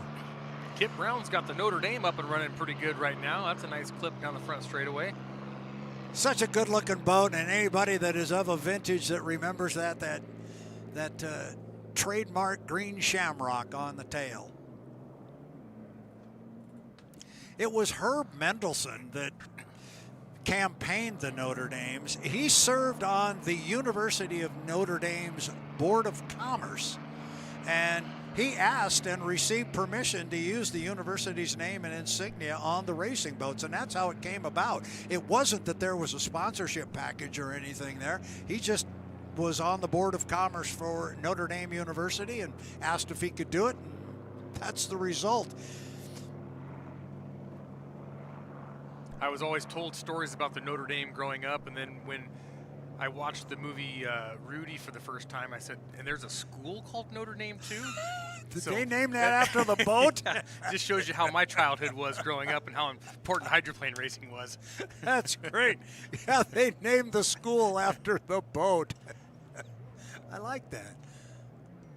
Looking at Kip up there, and they're a really good look there at the boat kind of leaping and jumping, and that's the way they had to wrestle these boats through the corner. You look at them now with those big skid fins, and they go in there and they just hang and carve to that turn. But these things, they really had to drop them off a step and then just wrestle them around the corner. As Kip puts up the right hand, waves, the checkered flag flies. He's going to bring it back into the pit area, but somebody just had the ride of a lifetime. Absolutely. Yeah, that's pretty incredible to take a boat like the Notre Dame or the Wahoo out on the Seattle race course with some great drivers. We got Kip Brown in the Notre Dame, and I believe that's Jerry Heiser in the Wahoo. But just how incredible of an opportunity is that? If that's something that is on your bucket list, the guys at the museum can definitely make that happen. So they can help make that happen, absolutely. So many volunteers. We talk about the Seafair volunteers and putting on this event, but the hydroplane and race boat has an incredible amount of volunteers that help to keep these museum pieces out running so we can all enjoy them. We can all be here on a summer day in Seattle and enjoy some of the most fantastic race boats ever made, still performing out in front of us. And it takes a lot of volunteers to make that happen. So I personally really appreciate all their hard work. They do a tremendous job. David Williams down there for so many years, and now under the leadership and tutelage of Brad Haskin, he continues the legacy. As you look at the U-77 of Miss Wahoo, we mentioned Wahoo and Miroslavak, Bill Brow, the Miss Wahoo. That boat also campaigned as Miss Budweiser. And that boat, from the day they put it in the water, it was just a screaming hydroplane. It was fast. Boat had a terrible flip up here with Miroslavak in 1960. He flipped it up in the north end, and in those days when a boat went over, they were made out of wood. I mean, they just completely splintered, and most of the time that was the end of them. Now they get the boats in, and if it's 2 weeks till the next race, you hope you've got enough time you can put it back together and be at the next event. Yeah, a lot of times you have complete components that are already manufactured that you can just basically laminate onto the new boats. So not like that in the old days. It was some craftsmanship, and that's why I really like getting up close and personal with some of the vintage boats. You can look and see how they were done, and pretty amazing. I made the comment to one particular individual a couple of days ago when we were down at the museum and we were looking at the Wahoo, and those of you on the H1 Unlimited live stream are getting a great look at the Wahoo right there. David Williams would tell us when we started restoring a boat, and I helped on a couple of them, but he would say, remember, we're not building a piano here. We're building a hydroplane. Well, and you can kind of see it here on the screen. I dare you to go up and look at the deck on that boat, because that is a piano. It is absolutely stunning. And the same can be said on the left side of the screen. You see the Miss Thriftway, which is a hull copy of the Wahoo. The two came off the same set of plans. Those two boats, and maybe it's the mahogany deck, and one of our inspectors, Steve Compton, he provided the lumber for the deck on both of those boats, the Thriftway on the left there and the Wahoo, and it's African mahogany that he hand-picked, and the grain is just it's beautiful. I mean, it translates there in the picture, but if you get a chance to go up and touch that one and feel it, it's kind of like getting close to a piano. Now the Bardol, a funny story following the same lines though. The Bardol up there, is that the 58? Yes, Bardol? 58. I was trying to find 8 fingers. I was having a hard time with that. But I was down at the museum a couple of years ago when they were working on that one, and they were working on the bottom. It was upside down, and I was looking, and there were screws, and they were all hand done. Every screw, I think there were flathead screws. I mean, in every single one of them, I was looking at it from afar, I was thinking, how much time did that take? And hearing some of the stories about how they built it, it's just absolutely incredible. But like you say, they are basically a piano. They're just gorgeous. They are beautiful. And that Notre Dame, the powder blue and white with that green shamrock is great. Look at the pit area there for those of you in the live stream. Those of you that are here on the beach, you can see it in person and look across at that big city that we have that once a year gets put into place. And I can see over there on the other side of the pit area, I see some of our Grand Prix boats being set into the water. So we're getting ready to go Grand Prix racing, as we just had 2 of our vintage boats out on the water, the Wahoo and the Notre Dame. It is the 2026 Apollo Mechanical Cup at Seafair, the 76th year for our Seattle Seafair celebration, and we are positioned on the second level of the Bill Myers Memorial Broadcast Studios on the start-finish line tower. Great place to be, great view. We're here with all of our crew on the H1 live stream. And speaking of inspectors, and we've got 2 of our H1 inspectors headed this way. I'm hoping they're not coming up to talk to us.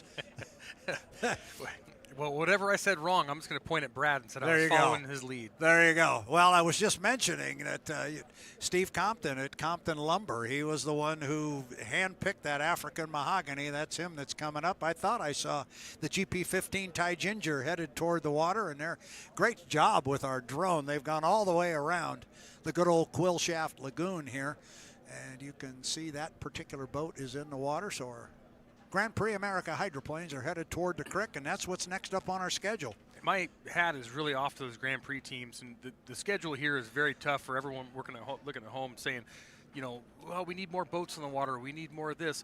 We're very limited on what time that we have, so we need to kind of work with everybody involved. But the Grand Prix teams just qualified a few minutes ago, and already we see a boat in the water for Heat 1A of the Grand Prix. So that just shows you how hard everyone here is working, and they're doing the best they possibly can, and it's really a testament to the crews working their tails off so far.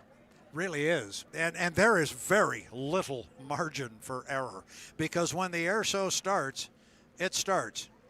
You don't push it back 3 minutes. You don't push it back 5 minutes because you got one more lap to run of a heat. Nope, that does not move. Those times are set in stone. No, the cranes are lowered, and it doesn't matter if you're in the middle of an engine change at that moment. It is shut down from that point, and then all eyes go to the air. So, yeah, like you say, it's a firm schedule. And when that happens, we will be turning it over to Mark Christopher, who will take to the sky and talk us through our air show here at the 76th Seattle Seafair celebration. Want to once again mention some of the official partners of the Seattle Seafair organization and celebration. Certainly Boeing, an official aerospace partner of Seafair, along with Alaska Airlines, the official airline of Seafair. The official Seafair radio partner is iHeartRadio, and the official Seafair TV partner is Fox 13, and we thank them for their participation. Fox is new to the deal this year, so we welcome them on board. Seafair would also like to say thank you to Tulalip Resort and Casino, the official resort and casino of Seafair, and Swire Coca-Cola, the official beverage partner of Seafair. It's Swire Coca-Cola. We're still a few minutes away from the start of our Grand Prix America Heat 1A. Dustin Eccles and Brad Luce here in the start-finish line tower. Danny Rogers is down in the pit area. We're going to step away, and we will be back when we're ready to go racing, and they've got all the boats in the water. So don't go far. We're going to go racing Grand Prix style at the 2026 Apollo Mechanical Cup at Seafair.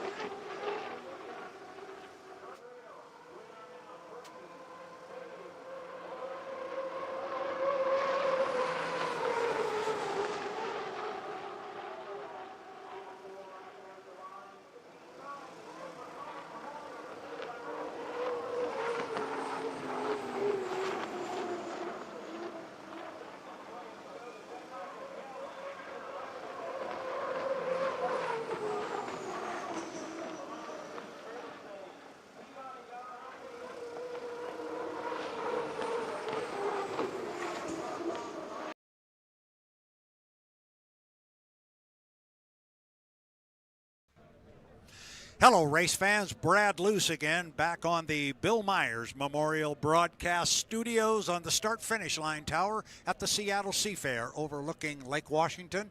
We were expecting our heats 1A and 1B of our Grand Prix America class, but we got a little too close to the air show. The air boss was afraid we were not going to have enough time to run the heats and would interfere with the beginning of the air show. And as Dustin Eccles and I had just been talking, that air show starts on time, and we didn't want to have some of our heat racing bumping up against it. Therefore, we have not canceled Heat 1A and 1B, but they are not going to be run now. They will be rerun later. So still more to come on that. But for now, Brad Luce is going to sign off. Dustin Eccles and Danny Rogers are on board, but they're at lunch. I'm going to go join them.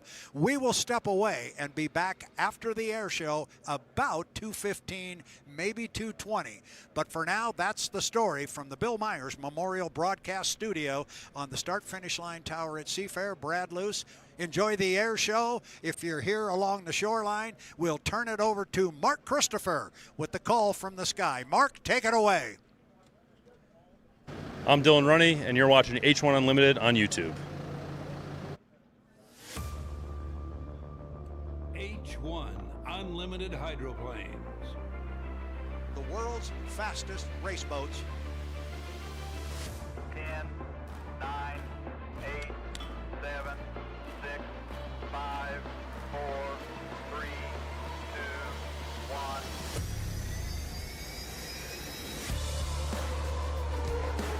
Wow, really flying the boat. It doesn't get any better than that. They are going to be side by side. This is for the checkered flag.